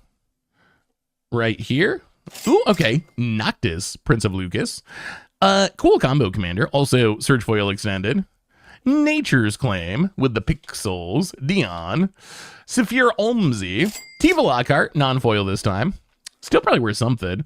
Black Adventureland, and a Schwamp. Ambrosia Whiteheart art is pretty sweet. Even the lower rarity cards, like the art and flavors. I mean, I guess I can't judge the flavor. I'm going by what other people say because I'm not a Final Fantasy player. But from what I've seen from people who like Final Fantasy talking about this set, it seems like the flavor is pretty good. It seems like in general, they kind of nailed it. Gilgamesh, Master of Arms. Kind of a cool equipment deck card. How about a Thraxios from Through the Ages? Jeksh, Reluctant Guardian. Yasholta Knight's Blessing. Okay, that's pretty sweet. Yasholta is the single most popular commander in the entire set. But if you buy Commander Precon, you don't get this version. You get the normal pack version. I imagine this is going to be kind of an expensive card as people upgrade their commander decks. We'll see. I'm actually not sure the price on this, but I'm guessing it's got to be something. Hildebrand Manderville. Water Crystal. Best Crystal. In foil. and a mountain. All right. I mean, not bad, not bad. We'll see how much that Yasholta's worth. I feel like it might help. I really need the Chocobo, though. We need a Vivi and a Chocobo. Those are the big expensive cards. We still have, I mean, I guess we're like halfway through now, basically. White Adventureland. Another one of the good Adventurelands. Nature's Claim. Summon Titan. Yuffie from the Commander decks. Alisei from the Commander decks. Tala. And, ugh. Man, some of these packs are... These packs are so expensive that some of the packs are brutal. Like, when you whip on a normal collector pack that's like 30 some bucks, it hurts. When you whip on a collector pack that's like 50 bucks or whatever these, I think they're like, what would 50 be, what, $600 for a box? Yeah. When you whip on a $50 pack and get nothing, is that a golden chocobo? Is that triple triad? I saw the gold and I was like, maybe. Wall of Omens. Commander backup commander. Mog Moogle Warrior. Arden. Ooh. Astrologian's Planisphere. This is, I believe, kind of expensive. I feel like this could see standard play. We already got Prowess dominating. Fat Chocobo. We already got Prowess dominating, and it just seems to slot right into the Prowess decks. So I think I might see some play for that reason. All right, box 3. A few packs left. Where's the Vivi? Where's the Golden Chocobo? Arden the Usurper. I mean, finding Commander is just so much mana. Farseek. Okay, Farseek through the ages. Commander Staple Ram Spell. Esper Origins. Hopestium. Extended. Kate Sith. A Cat Moogle. Tifa Lockhart in foil. We get a lot of stolen uniforms, which I don't think stolen uniforms is going to be super expensive, but I'm glad that we have them. They're cards that I will use. What do we got? 4 packs left in box 3. Boy, we're like almost $2,000 into Final Fantasy, and I don't know if we got $2,000 worth of cards out of it yet. Sephir Olmsey. How about Madroltha? That's a sweet looking Madroltha. These cards are so fun. The Through the Ages cards are so funny. I either love the art or I hate the art. There's no middle ground. There's nothing I'm just like, oh, okay, that's fine. It's either like, wow, that's so sweet, or it's like, I would never put that in my deck. Garatia. Squall. It's been a minute since we've seen our buddy Squall. I feel like Squall is the card we've opened the most. VNAT, Forest, and Diamond Weapon. Cool uncommon. All right. 3 packs to go in this box. What can we find? I mean, we still have 2 whole more boxes to go. Excalibur the Second. Is that Surge foil? No, I think it's normal foil. It just looks surgy because of the art. the design of the art kind of looks like Surge foil. Another Sir Conrad. Lifestream's Blessing. I feel like this card's kind of a commander staple. The draw equal to your greatest power is just like such a strong effect in green. Plus you might get to gain a bunch of life and you can even foretell it. So I'm going to play this in a ton of commander decks. Another Minwu, another Furion, another Arden, Island, Black Waltz number 3. So what are the black mages in Final Fantasy? One thing I've learned is people love Vivi. Vivi's like half the Goldfish crew. It's like their favorite Final Fantasy character, and it's the most expensive card, and it's the card people talk about the most. I don't really understand the black mage thing though. Sin, Spear is Punishment. Like, what are they? Are they good? Are they bad? Like, what are they in the game? I don't know what they are in Final Fantasy. Sin, Extended, Woodblock. How about a Teferi, Mage of Zelfir, Through the Ages, Creature Teferi, Dancers, Shark Rams. Let's go with Shark Rabs. Commander Equipment, Mega Sisters from Commander, Ultimate Meteor Magic from Commander, Gilgamesh. All right, not much value on that one. Well, last pack from box number 3. Is it a Golden Chocobo or a Vivi? Those are the questions. We'll also accept a Sephiroth or a Cloud, I guess. Or a Girlfriend Cerebus. Yep. Who would want to date that? Oh, Fatal Push. Battle at the Big Bridge. The art on that one's pretty sweet. That one I'd play that Fatal Push. A Yuna, Hope of Spira, little enchantment reanimation. Squall, of course, CD Mercenary. Another Yeti, another Furion. I feel like some cards show up so often like Squall. It might be because they're in so many different treatments. Like, that might be why they show up so often, but I feel like we've opened like 10 Squalls. Imagine if those Squalls were were BBs. We would be rich. Imagine if they were golden chocobos. Could you imagine getting multiple serialized cards out of one opening? That would be... It's hard enough. We haven't opened a serialized card in like 2 years, and we opened quite a few collector boosters. I think the last one we opened was what? Murders at Karlov Manor? It's been a long... There used to be more of them, though. They've made serialized cards more rare, since there used to be like a bunch of different cards serialized to like 200 or something. Now there's one card serialized to 70 something. Like, it's going to be so hard to get a golden chocobo. All right, box number 4, same as box number 3. Start off with a Squall, CD Merchant. Apparently, we're just destined to build a bunch of Squall decks. Oh, wow, okay. Ancient Copper Dragon, that is a hit. Ancient Copper Dragon is like a $60 card. Plus, that's the sweet Final Fantasy version. This has got to be expensive. And that one looks pretty cool too. I do like that. That's got to be one of the better Through the Ages cards you can get value-wise. Nibelheim of Flame, not one of the better mythics you can get. Rejoin the Fight. Tataru Turu, kind of a cool command. I feel like this is actually a really good commander card. Whenever it enters, you draw a card and target opponent may draw a card. Whenever opponent draws a card, if it's not that player's turn, you get a tap treasure token, only once each turn. I feel like this is almost staple level in Commander, where you can play it in almost any white deck, and it's going to be good enough. Like, right, Ramps, it draws you cards. What more can you want? Job Select, Summoner's Grimoire, and a Swamp. Fat Chocobo. Fat Chocobo. Our buddy Fat Chocobo. All right. Well, we still got a few packs to go. 2 boxes to go, actually, so more than a few. What do we get in this pack? Dion, Bahamut's Dominant. Counterspell. That's a sweet-looking counterspell. What Final Fantasy is that? Final Fantasy II? I feel like I like the old Final Fantasy Through the Ages cards from, like, the oldest games more than the newest games. Balam. Transpose. Girlfriend Cerebus back. White Adventureland. And a Mountain. All right. Well, let's keep it going. Next pack. Some of these packs scare me, though. I feel like that last pack, it's like $50, and I feel like we got like $10 of value. That's like losing $40. Ooh, Cecil. Cecil Extended and Surge Foil. That is a fine-looking Magic card. The only thing with Cecil... Ooh! Dropped them. The only thing with Cecil is I don't know how good it is in Commander, so I don't know how expensive it'll be. I feel like it's more of a good standard card than a good Commander. Command Beacon is Balam Guardian, Emmett Solch, Waka, ooh, Green Adventureland, and ooh, all right, Area and Purewind. It's just so much mana. The effect of this equipment's so cool. Like, it can, in theory, add the most power of any equipment in Magic's history. Like, if you have a high life total, you make a creature a 40-40, 100-100, doesn't matter. 6 to cast, 5 to equip is just so much, though. I guess that's where stuff like Stolen Uniform comes in. We need... Hey, Fat Chocobo. We need something like Stolen Uniform to be able to equip it for free. Even then, in Standard, you're just dead before you get to 6 mana a lot of the time. It seems like probably a Commander card, but... Ooh, okay, that's a good one. Extended Go-Go, not Surge Foil, but still. Foil Extended Go-Go. That is some monies. Teferi, Mage of Zelfir Through the Ages. Titus, Yuna's Guardian. Belther and Fran, Snort.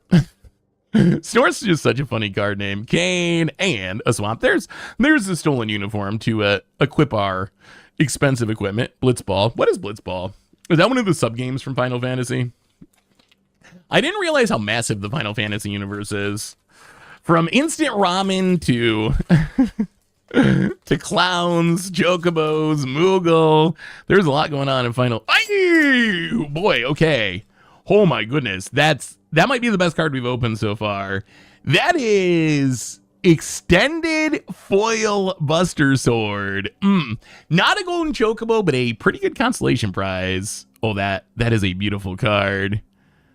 I think Buster Sword's actually good. I think Buster Sword is on par with like Sword of Fire and Ice, Sword of Light and Shadow. I think it's very close to that level at least. Sir Conrad. Jetch. How about a Jidor? Sephir Olmsey. Hobestium, and a Forest. Well, first Buster Sword is good. It's weird. We've opened like 3.5 collector booster boxes.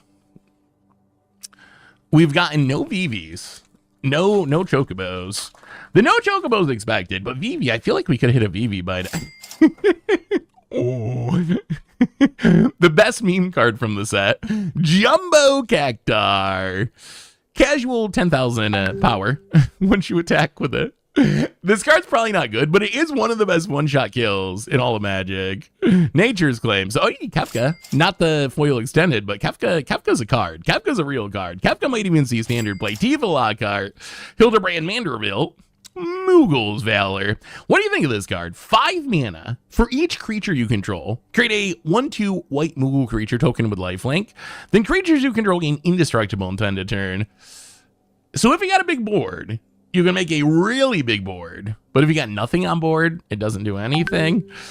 I don't know if it's actually playable. Summon Fenrir, I think, is actually a pretty playable ram spell. Even as a temporary ram spell, I think it's still good enough. Do we have Elderbert Steiner? I don't know what the meme is with Elderbert. Apparently it's like a meme character or something, but I don't know Final Fantasy well enough. All right, next up, we get Vivi. How about a V? Ooh, hero. All right, well, a good Hobestium. Hobestium extended in foil. I feel like this is actually going to be one of the more popular build arounds. It's just so unique. Farseek, Maester Seymour. How about a Heidegger? Hobestium. Double trouble. I guess we got to build a standard deck now that we got multiple copies. And yeah, nothing to see here.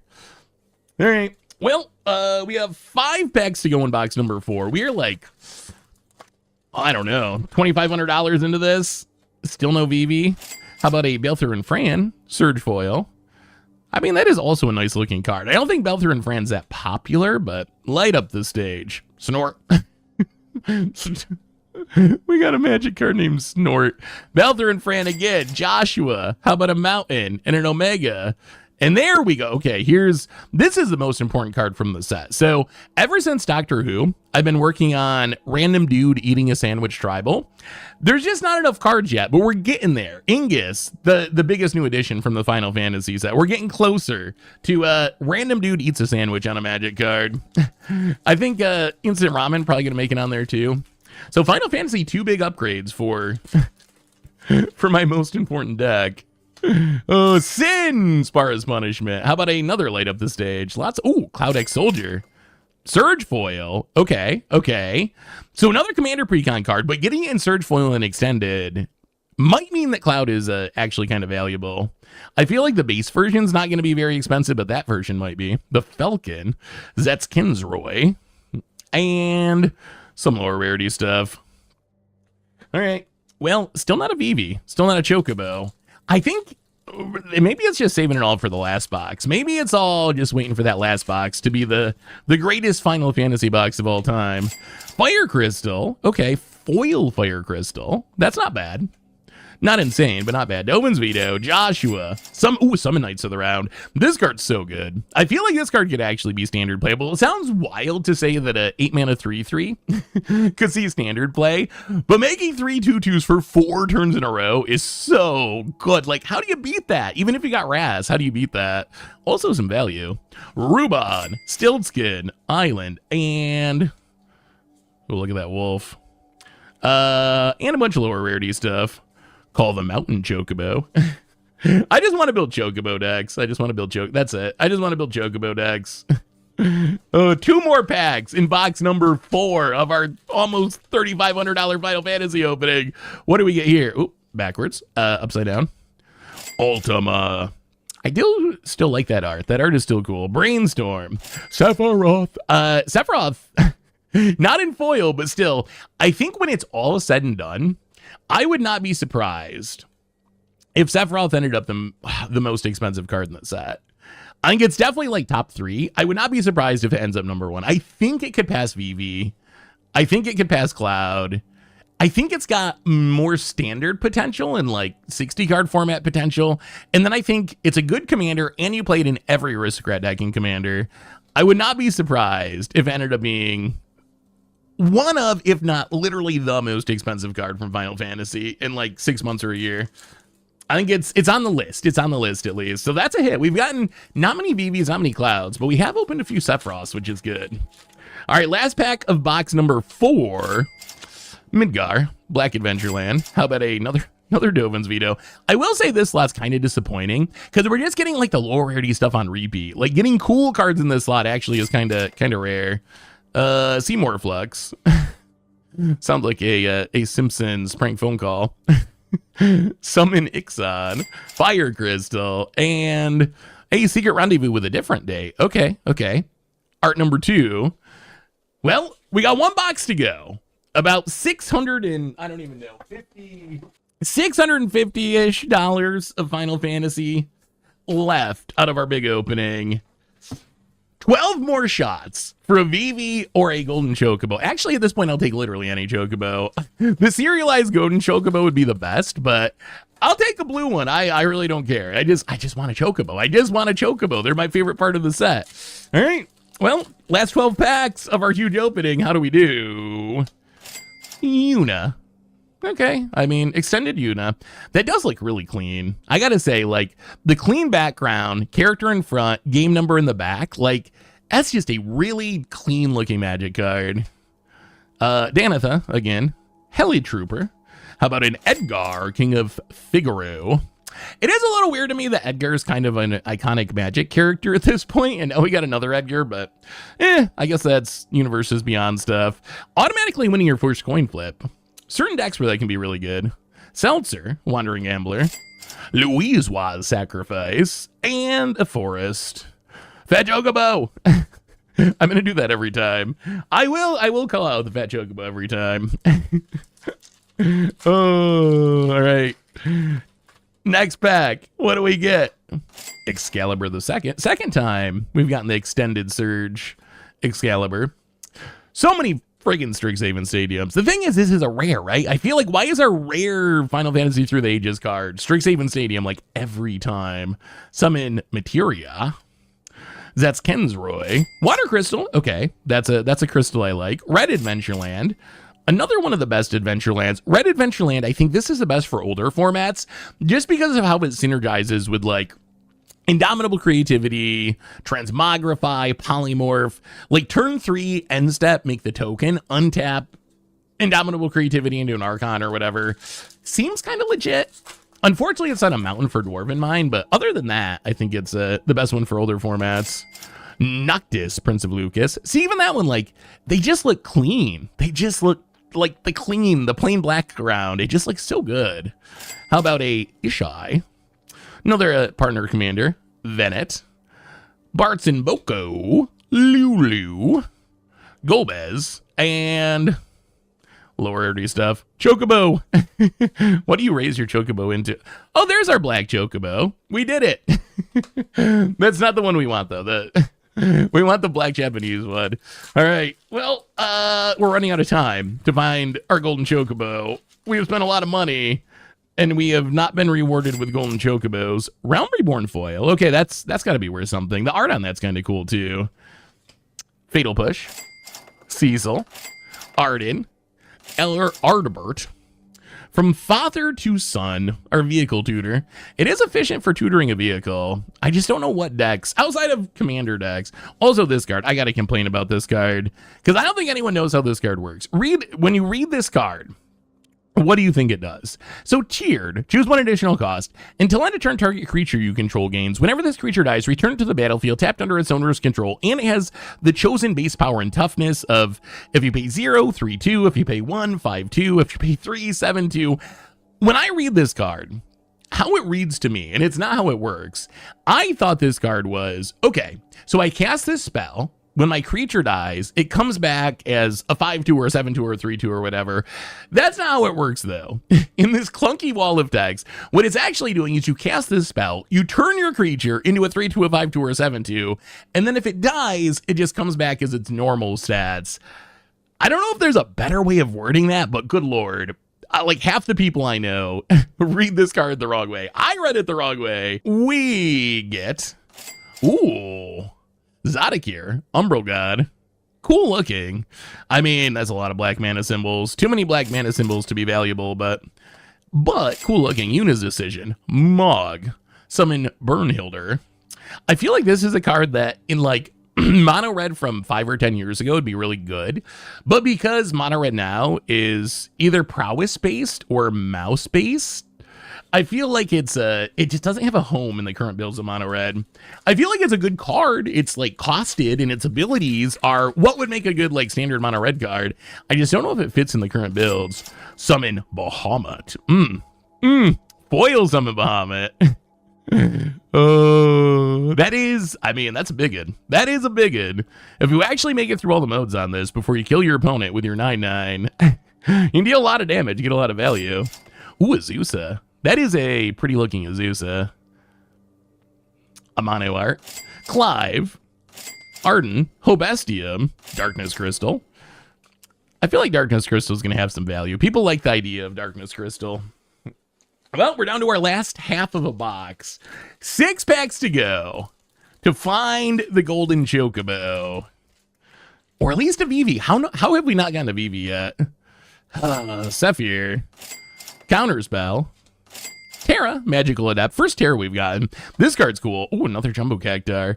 I feel like this Terra is actually one of the coolest commanders. The fact that if you flip it and make a non-legendary copy of the backside, you just go infinite, actually seems kind of powerful. I'm going to try to do it in standard, although 6/6 sorcery speed to flip is just, that's tough, but it would be cool if we pull it off. Jumbo Cactar, the meme, the big meme. Soldier, military program. See, why is Soldier always capitalized? Green Adventureland, and a Schwamp. Ooh, Cloud? Oh, no.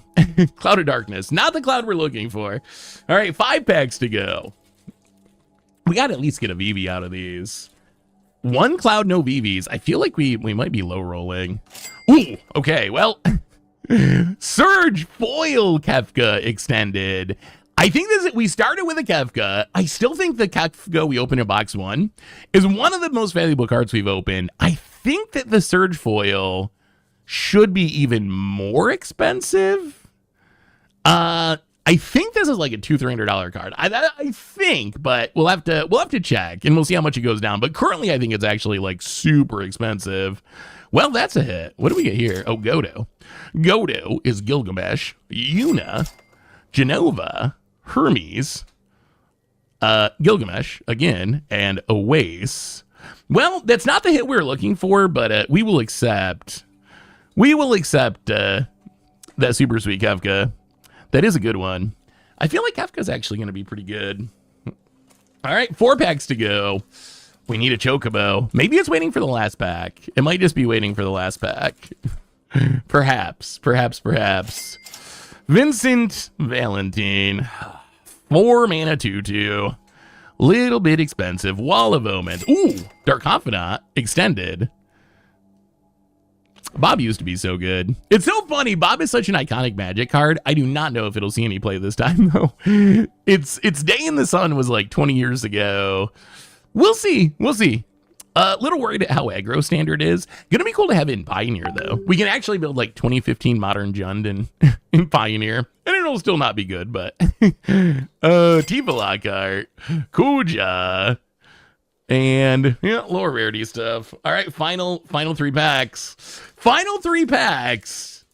Almost $3,500 in. I don't know if we're getting $3,500 back out. Y'all know better than I do, because you can see the prices on screen. Nabelham Flame.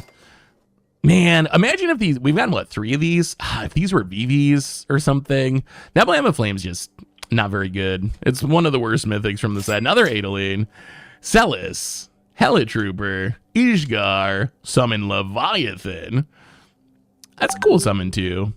Good for sea creature decks, at least. And a mountain. All right. We're getting down near the end. 2 more packs. There's got to be a Chocobo in here. There's got to be a Chocobo. Come on, Magic Gods. Come on, Magic Gods. Reward us for spending a foolish amount of money on Final Fantasy cards. Angelio. I haven't seen that token before. Instead of a Chocobo. Instead of a Vivi. It's a girlfriend, Cerebus. The worst. One of the worst cards that we could open in that slot. Fatal Push. Lightning. Army of One. I do like Lightning. Professor Hojo. Guja. A Realm Reborn. Plains. Oh, Secret Rendezvous. Also new art. So we've gotten 3 of the 4 arts on the Secret Rendezvous. All right, this is it. This is it. We got to do it. We got to do it proper for the last pack because we know there's going to be a golden Chocobo there, right? So let's see if we knew this right. So this is going to be the token. That can go away. We don't care about that. This is the golden Chocobo. 1, 2, 3, 4, 5. Well, okay. And then this should be the uncommons. All right. Yep. Basic. And, oh, there's a Sid. We haven't talked about Sids. I don't know how expensive Sids are going to be. We saw the Nazguls be really expensive in the Lord of the Rings set. I don't know if Sid's going to be like that or not. I don't know if it's as iconic as Nazgul. But you can play any number of them. It is uncommon. We've seen you can play a number of uncommons be expensive in the past. It's also kind of restricted, though. You got to be like artificers and artifacts and heroes. Unlike a lot of the play any number are more like open-ended, I think. So, I mean, still probably worth something. Well, all right. Let's go through our rares. We get Esper Origins. Just doesn't do enough on the front side, I don't think, to really be good. We get Tomo, Seymour's butler. Also kind of like a Simpsons crank phone call. Beatrix, loyal general. Some equipment attaching. What about here? We get Yuna, grand summoner. So commander deck Yuna. And, all right, that's the Chocobo. Sir Conrad, we got a bunch of those. Okay. Golden Chocobo or Vivi. Those are the only 2 cards that are acceptable here. Magic Gods, does it feel like a Golden Chocobo? Maybe. Green Adventureland. Oh, I gotta say, I'm nervous about this one. With how high these prices are, no Vivis, no Chocobo, we might have got wrecked. We might have actually got kind of wrecked on this one. But I don't know. Maybe we did way better than I thought. The prices are still very much up in there. I'm going to calculate everything up. Y'all already know. I'm going to calculate it up, and I'll be back in a few minutes to wrap it up and see how we did. But I'm a little nervous that we might have lost like a few $1,000s, but we'll see. I'll be right back with a wrap up. All right, Future Seth here. You can tell because Future Seth is apparently a Strokes fan. To wrap up our Final Fantasy Collector Booster Box opening. And this has got to be about the easiest wrap up that I've ever had to do because there's really only one takeaway from this, and that takeaway is prices of Final Fantasy sealed product, and specifically Final Fantasy Collector Booster Boxes, are just way too high to be opening right now. So using our normal pricing system, which I've explained this before, but since we're opening these boxes during pre-sales and prices are super inflated right now, what we do to calculate the prices, take the pre-sale price, knock like 40-50% off, because that's typically how much cards drop once the set actually releases. Same pricing system we've been using for like a year or 2 now, because just using pre-sale prices, it ends up looking super inflated. Like every box you open for $300 is like $700 in value, which just isn't realistic. So this is the most realistic pricing system I found. So using the same pricing system that we always use, if you look at our boxes, we opened $3,500 worth of collector booster boxes, and honestly maybe more than that. I actually went and checked like Amazon, TCG Player, eBay, all those sites. I couldn't even find a box for $700 right now. They're like $725, $750. So $700 might actually be generous based on current prices, but just going with $700 a box, we opened $3,500 of Final Fantasy collector booster boxes, and if you add everything together, we got absolutely wrecked. We ended up down $1,200 in value, actually $1,177 to be exact, which makes this value-wise, I think, the most painful and the worst box opening that I've ever had. We got just like absolutely wrecked, but I don't think that this set is actually bad. Like, I was actually feeling pretty good opening the boxes, and if you look at our boxes, like, yeah, we had one really bad box where it was negative $448, which means we opened like $250 of cards in a $700 box. Our best box, we were negative $55. We almost broke even with the Ancient Copper Dragon box, but if you look at those prices, we are opening like $500 ish of cards on average, like, which is a ton. If we were opening Tarkir Dragonstorm and getting $500 of cards out of it, I would be feeling really good. So I don't think this means that this set is bad. I think the only issue is that prices are just way too high. And honestly, I would bet that Wizards would agree with me, because Wizards actually published the MSRP for this set over on their website, and they say that the MSRP of collector boosters from this set are $38. So if you add that up, $38 times 12, which is how many packs in a box, that would mean that a collector booster box at MSRP would be $456. So let's say $450, just to make the math a little bit easier. A lot of times, if you buy an entire booster box, you can get a little discount compared to playing full MSRP. If you look at Tarkir Dragonstorm, it is a big price increase compared to past sets where MSRP was $25 a pack, $300 a box.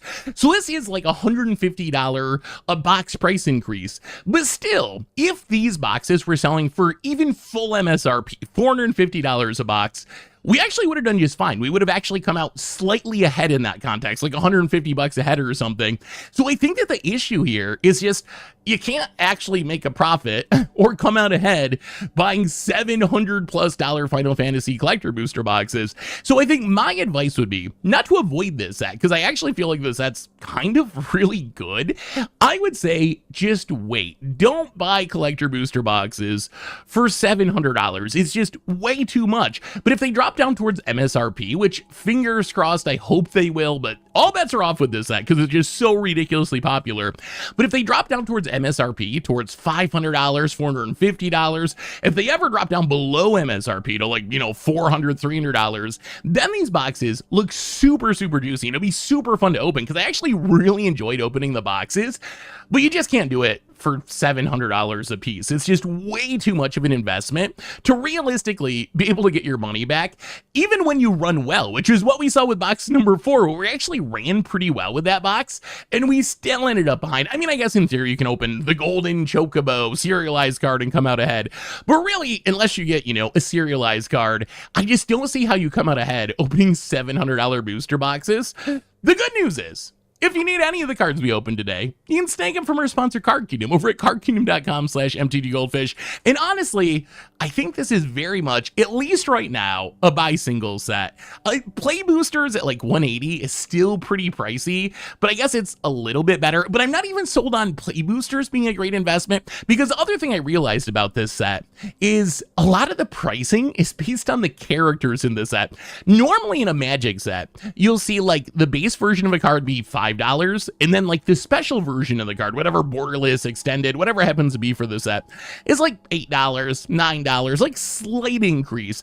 But this set, there were so many cards of like iconic Final Fantasy characters where the base version's like $3, but then the extended version, where you get the better version of the character's art, is like $20. So I think a lot of the price of this set is driven by Final Fantasy fans, Final Fantasy characters. So keep that in mind as well. Like the most valuable stuff we're opening out of these boxes were not necessarily what I would say are the strongest cards in the set for Constructed or for Commander, but they're like the most iconic characters with the best version of their artwork in the set, which is kind of unique. I haven't really seen that with a Magic set before. But for now, I would say, if you need any cards from this set, just pick up singles, hold on a little bit, let's see if prices drop once the set actually releases, and if collector boosters drop down to, MSRP range, then that would be the time to start picking them up and cracking them open, because like I said, you're just not going to come out ahead paying $700 a box on this one. So if you need some singles, snag them from Card Kingdom, and if you need to sell some cards, head over to cardconduit.com/mtggoldfish. Makes it super quick and easy. You skip all the hassles of buy listing. Anyway, everyone, that's been our Final Fantasy collector box opening. Gonna be eating some beans and rice for a couple of weeks to recover for this one. Hopefully you enjoyed watching me get absolutely wrecked and seeing some super sweet cards along the way. So thanks for watching. Hope you enjoyed it. And I'll be back soon for another one. So until then, have an amazing day, and I will talk to you soon. Looking for even more magic? We can find our Tarkir Dragonstorm opening here. Or maybe check out the video where I opened repacks from $1 all the way up to $1,000.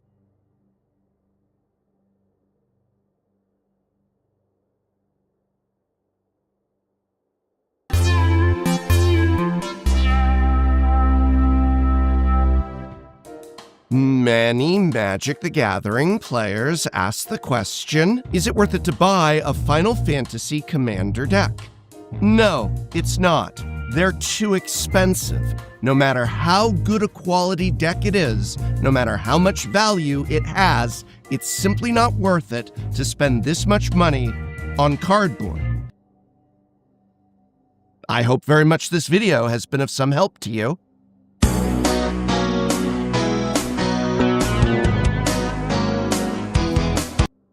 All right. They're actually pretty good, and there's value in them, and they're really expensive, though. All right, let's start this over. Magic the Gathering's first Universes Beyond set to enter Standard is also Magic the Gathering's fifth Universes Beyond property to receive a full 4 Commander precons following Warhammer 40k, Lord of the Rings, Doctor Who, and Fallout. As always, each precon is a fully playable, right out of the box, 100-card Commander deck. But unlike all past iterations, both Universes Beyond and Within, these Final Fantasy Commander precons carry a higher than ever price. So just how well do these Final Fantasy precons stack up against their predecessors? How many new Magic cards appear in each deck? What kind of value can you expect from your purchase? And most importantly, are these decks fun to play with? Do they play well against one another? And what about against your friends' already established Commander decks? All those questions and more are what's in store, so let's take a look. But first, it's an undisputed fact that knowing how to code will help your prospects in the job market. So why haven't you learned yet? Too hard? Too boring? But have you ever stopped to consider just how hard and boring learning things like Magic the Gathering can be? Or Final Fantasy? Or Pokemon? If you can memorize and understand all those rules systems, why do you still not know how to code? Well, that's because learning a game like Magic the Gathering inside and out is different than having to sit down and study. But not anymore, thanks to sponsor of this video, Boot.dev. Learn to code like you are learning a game with back-end web development from JavaScript to Python to Go. Boot.dev is an online, self-paced learning tool that feels like you're playing a captivating role-playing game. On Boot.dev, you'll level up, you'll earn achievements, you'll complete quests, all while writing a ton of code. And that's great because the only way to actually learn how to do something is by doing it. And that means getting your hands on the keys and shipping projects. But with Boot.dev, it's like you're playing a game, and that's such a more effective way to learn this stuff. But if you're ever struggling with a concept, the folks at Boot.dev have designed Boots, a powerful bear wizard. Actually, a bear wizard AI that's been trained in each lesson and can walk you through your issues. He doesn't just hand you the answers, though. He asks you guiding questions that will lead you to the right answer yourself. You know, like Socrates. You know, Boot.dev has been a sponsor for a long time now, and I absolutely love working with them. That's because I genuinely believe this is one of the best ways for a person to learn how to code, and you're learning such a valuable skill. If you want to give it a try yourself, click the link in this video description box and use my code Tolarian to get 25% off of your first month or your first year, depending on which subscription you choose. Thank you, Boot.dev, for sponsoring this video. A Final Fantasy Commander deck contains the following: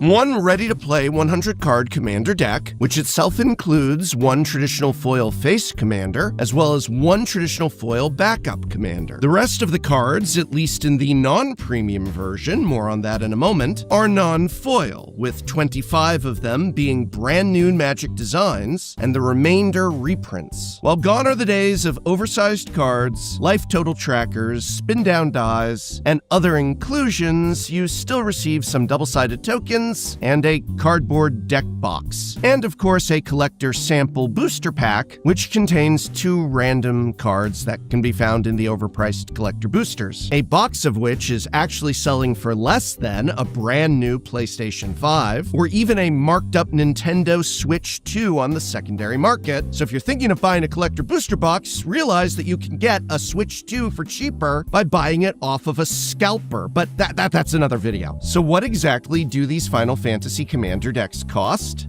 Just as with the Warhammer 40k decks from a few years ago, the Final Fantasy Commander decks come in two versions, a regular version and a collector's edition. The collector's edition is identical to the regular version, except that 100% of the cards are foil, and not just foil, but a special surge foil. Unlike the Warhammer decks, however, these Final Fantasy precons have an MSRP, both for the regular and collector version. The MSRP for the regular Final Fantasy precon is $69.99, a hefty $25 more than the MSRP was for the previous set's Tarkir Dragonstorm precons. Please note this $25 increase is for the non-premium version, but if you think that's expensive, wait until you hear the MSRP for the collector edition precons, $149.99 each, a full $105 more than the MSRP for a Tarkir Dragonstorm Commander deck. The silver lining here, of course, is that because of MSRP, you can expect a relatively stable and reasonable marketplace for these Final Fantasy precons. For example, if we look at Final Fantasy VI on the secondary market, we can see that this Commander deck is selling for $54.95, and that's actually below MSRP. What a good sign. Let's check the prices on the others, and oh no! $98.96 for Final Fantasy XIV, $100.94 for Final Fantasy X, $120.13 for Final Fantasy VII. These are the non-premium prices? Should I even look at what the collector's edition precons are going for? I mean, the MSRP is $149.99 on those, so it can't be that bad, can it? Spoilers, it can. The premium version of Final Fantasy VI is going for $252.92. The premium Final Fantasy VII is selling for $358.56. Final Fantasy X's premium version will cost you $337.01, and Final Fantasy XIV $367.94. Cool. You know, to go from complaining about markups on Tarkir Commander decks or other standard Commander decks to this is really weird, because that's like, hey, hang in there. You don't need to pay $60 for that. It's going to be $30 in a few weeks when the next set comes out, but these prices, this is something else entirely different.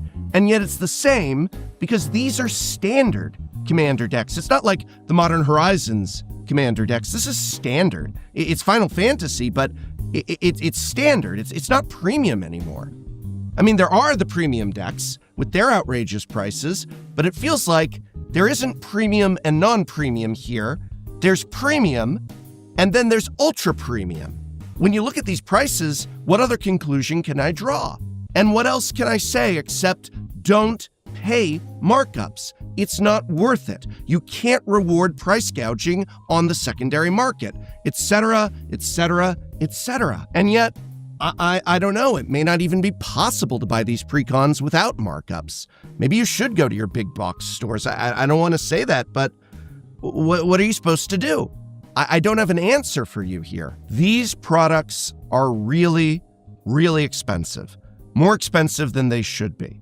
As I move into the financial overview section, don't let the numbers flashing on your screen make you forget how much money you're likely going to have to pay to get your hands on the decks that contain those numbers. And remember, the numbers I'm showing for the singles are reflective of pre-sale prices. We try and pull them as close to release as we can, but we need to get this video up the day these hit shelves, so we gotta use pre-sale prices. They go down when the decks go live. So keep all that in mind, but with all that being said, what kind of value is included inside each of these precons?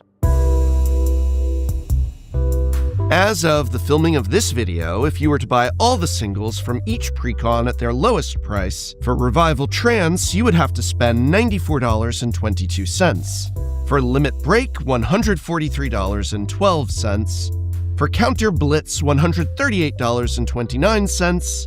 And for Scions and Spellcraft, $118.42. So, relative to their MSRPs, all four of these decks contain a decent bit of value. But remember, they're not selling for MSRP, and if you're paying markups, you're not really getting any value. What happens if we eliminate all the bulk? What happens if we only look at the cheapest versions of every card worth $1 or more? Well, Final Fantasy VI Revival Trance contains 31 out of 100 singles that are worth $1 or more for a total of $70.49 in non-bulk.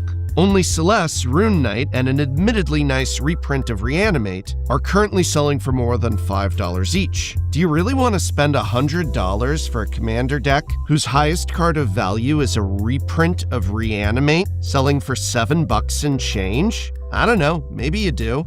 In terms of gameplay, Revival Trance is a Mardu graveyard value deck helmed by Terra, Herald of Hope. Terra is an incredibly similar card to the longtime Mardu favorite, Alessia, who smiles at death, right down to color identity, mana cost, and game plan. Just as would be the case with any deck helmed by Alessia, Revival Trance's goal is to fill your graveyard with low-power creatures to gradually bring back with Terra's ability. To that end, Terra's first ability goes a long way toward making this a viable strategy. Unlike Alessia, who does not help you set up your graveyard shenanigans, Terra's self-mill means she is both an engine and a payoff all in one. Revival Trance has a rather high curve, which is a real weakness to the deck. There are just not enough self-mill or discard outlets at the low end of the curve to reliably get this deck going on time. Also, many of the top-end cards do not fit with the deck's primary game plan, as they are not creatures with power 3 or less. So while Terra is a very powerful commander, the rest of the deck is not very successful at making her shine. I actually think that the deck's backup commander, Celeste Rune Knight, can serve as a better headliner for the deck,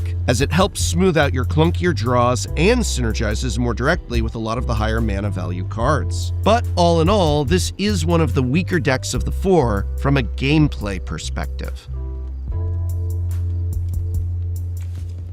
Final Fantasy VII Limit Break has 39 cards worth more than $1, including an excellent reprint of Clever Concealment at nearly $11, and the deck's backup commander Tifa, Martial Artist, going for $10 in her own right. The total cost of the non-bulk of Limit Break is a stellar $122.23. But remember, the deck is currently costing you $120 on online marketplaces, so unless you're snagging it for MSRP, you're pretty much getting what the deck contains when you buy it.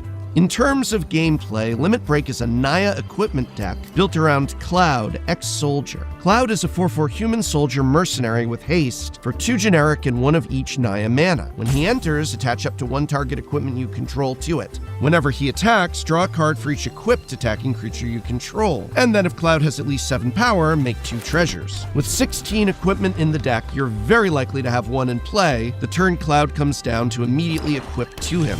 But only 4 of those equipment single-handedly buff Cloud to 7 power, so you'll need additional help if you want to get the 2 treasure tokens right away. On the whole, this is a very well-constructed deck.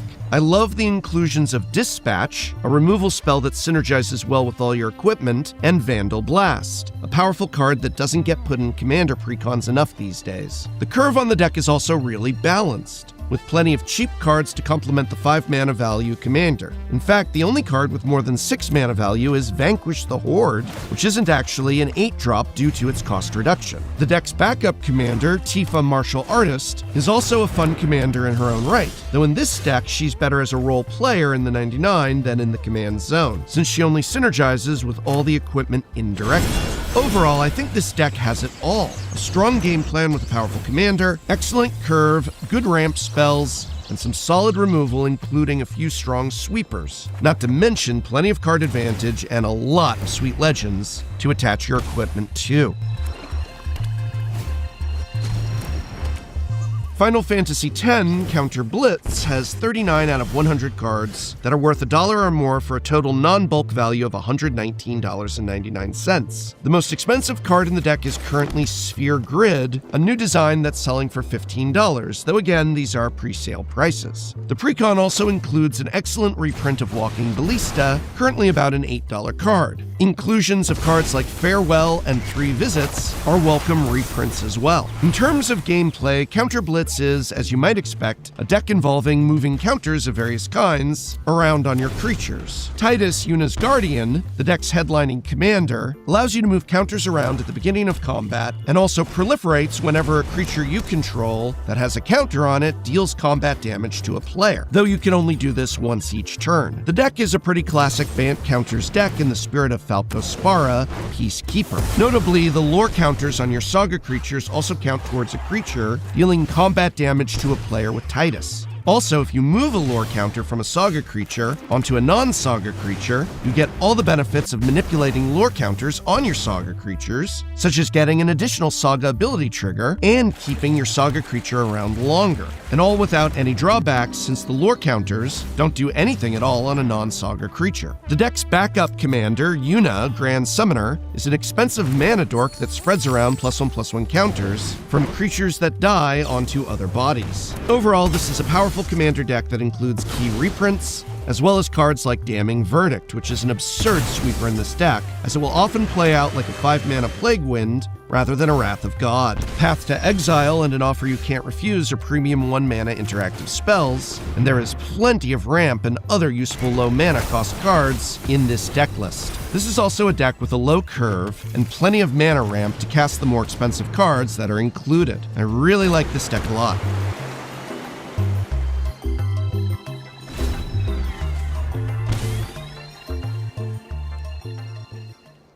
Final Fantasy XIV, Scions and Spellcraft, has 34 out of 100 cards worth at least $1, with the total non-bulk value hitting $95.43. The most expensive card currently is the new design, Tataru Taru, which is going for $11. This is followed by Y'shtola, Knights Blessed at $8.66, and welcome reprints of both Snuff Out and Sunken Runes, going for $6 and change. Again, I urge you when seeing these high values to consider just what you're paying for the deck if you're paying above MSRP, which you should not be doing. In terms of gameplay, Scions and Spellcraft is an Esper control deck headlined by Y'shtola, who at the beginning of each end step, if a player lost 4 or more life, allows you to draw a card. Also, whenever you cast a non-creature spell with mana value 3 or greater, Y'shtola will deal 2 damage to each opponent and you gain 2 life. It's very rare for a precon to be a full-on control deck, but with Scions and Spellcraft, it is exactly that. The main way this deck wins is by slowly draining your opponents of their life with Y'shtola's ability and the ping ability of the 0/1 wizard tokens from this set while you cast non-creature spells that interact with the board or refill your hand with fresh cards. Because Y'shtola wants you to cast non-creature spells that cost 3 mana or more, most of the non-creature spells in this deck cost 3 mana or more. I know, huge shock, but that doesn't mean there aren't cheap cards in the deck,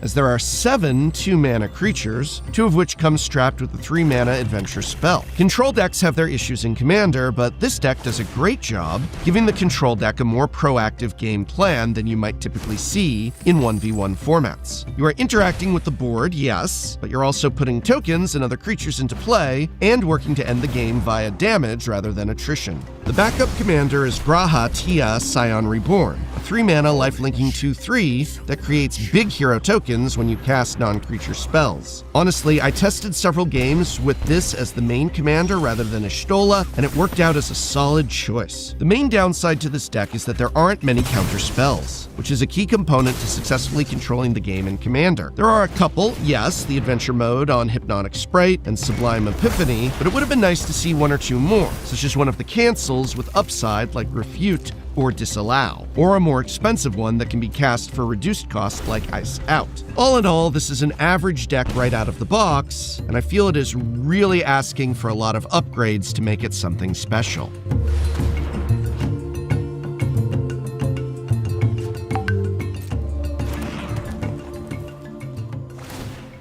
Let's strip away finances entirely for a moment and just talk in terms of deck construction, what you get out of the box. Which of these 4 decks do I feel is the best? Speaking strictly in terms of gameplay, my number 1 pick is Final Fantasy VII Limited Break. I actually would pick this up for both new and experienced players. It really is the precon that does it all.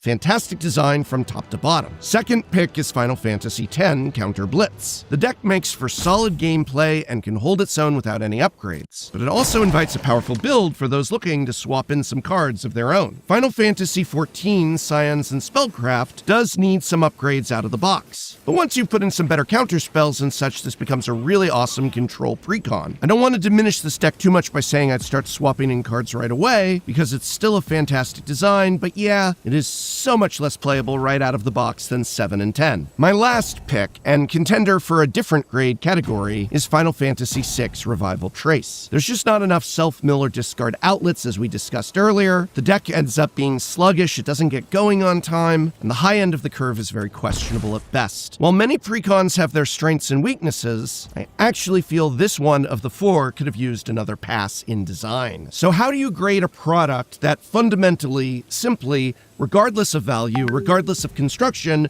shouldn't cost this much? Well, I'm about to try. Final conclusion. The Final Fantasy Commander decks are too expensive, regardless of construction and regardless of value. The decks are well designed, with several great reprints, lots of exciting new designs, and with the exception of Revival Trace, all feature a great curve packed with high-impact low drops and sensible high drops. Were these sold at the regular MSRP that all standard Commander decks are sold at, the grade would be an A+, except for Revival Trace, which is perhaps a B+.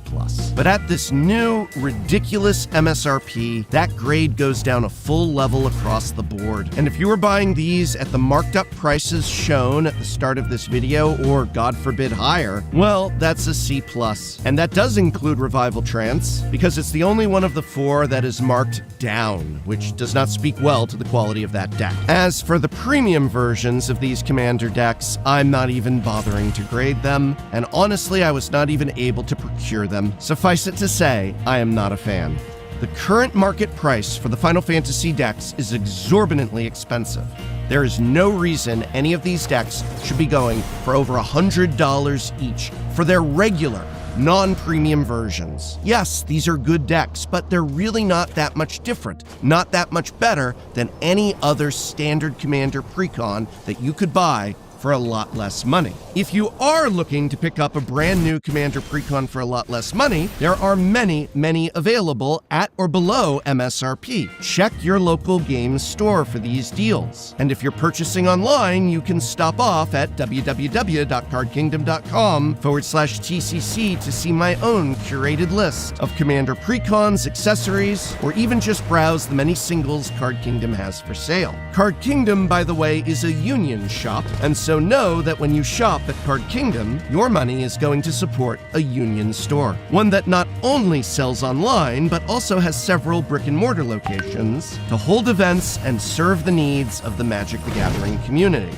There may not be any such thing as ethical consumerism, and every corporation may inherently be evil, but at least Card Kingdom's union, baby. But am I being too harsh here? These are, after all, really good designs. Well, 3 of them are. So now I want to hear from you. Let me know in the comments below what grade you would give these decks and whether or not you are picking them up yourself. Did anyone buy the premium versions?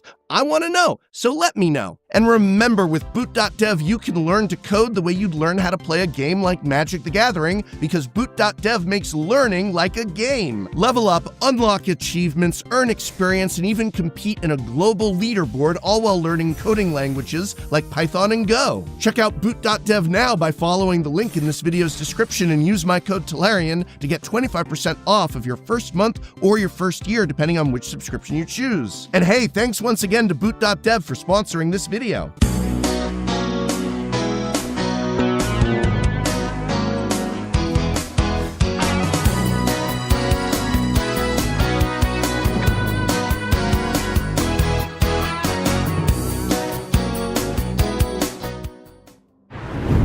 Next time on Shuffle Up and Play.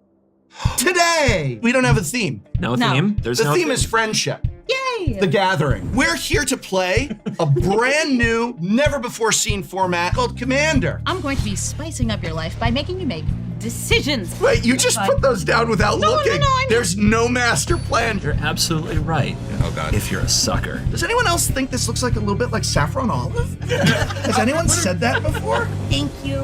Thank you for the mommy. You guys are welcome. You're welcome. Hero of the table, the blue mage, I know. Did you just I just dropped a deuce. Yeah, sure did, buddy. If you drop that Grand Arbiter on turn 2 or whatever, I swear to God, I got madcap skills, yo. Yeah.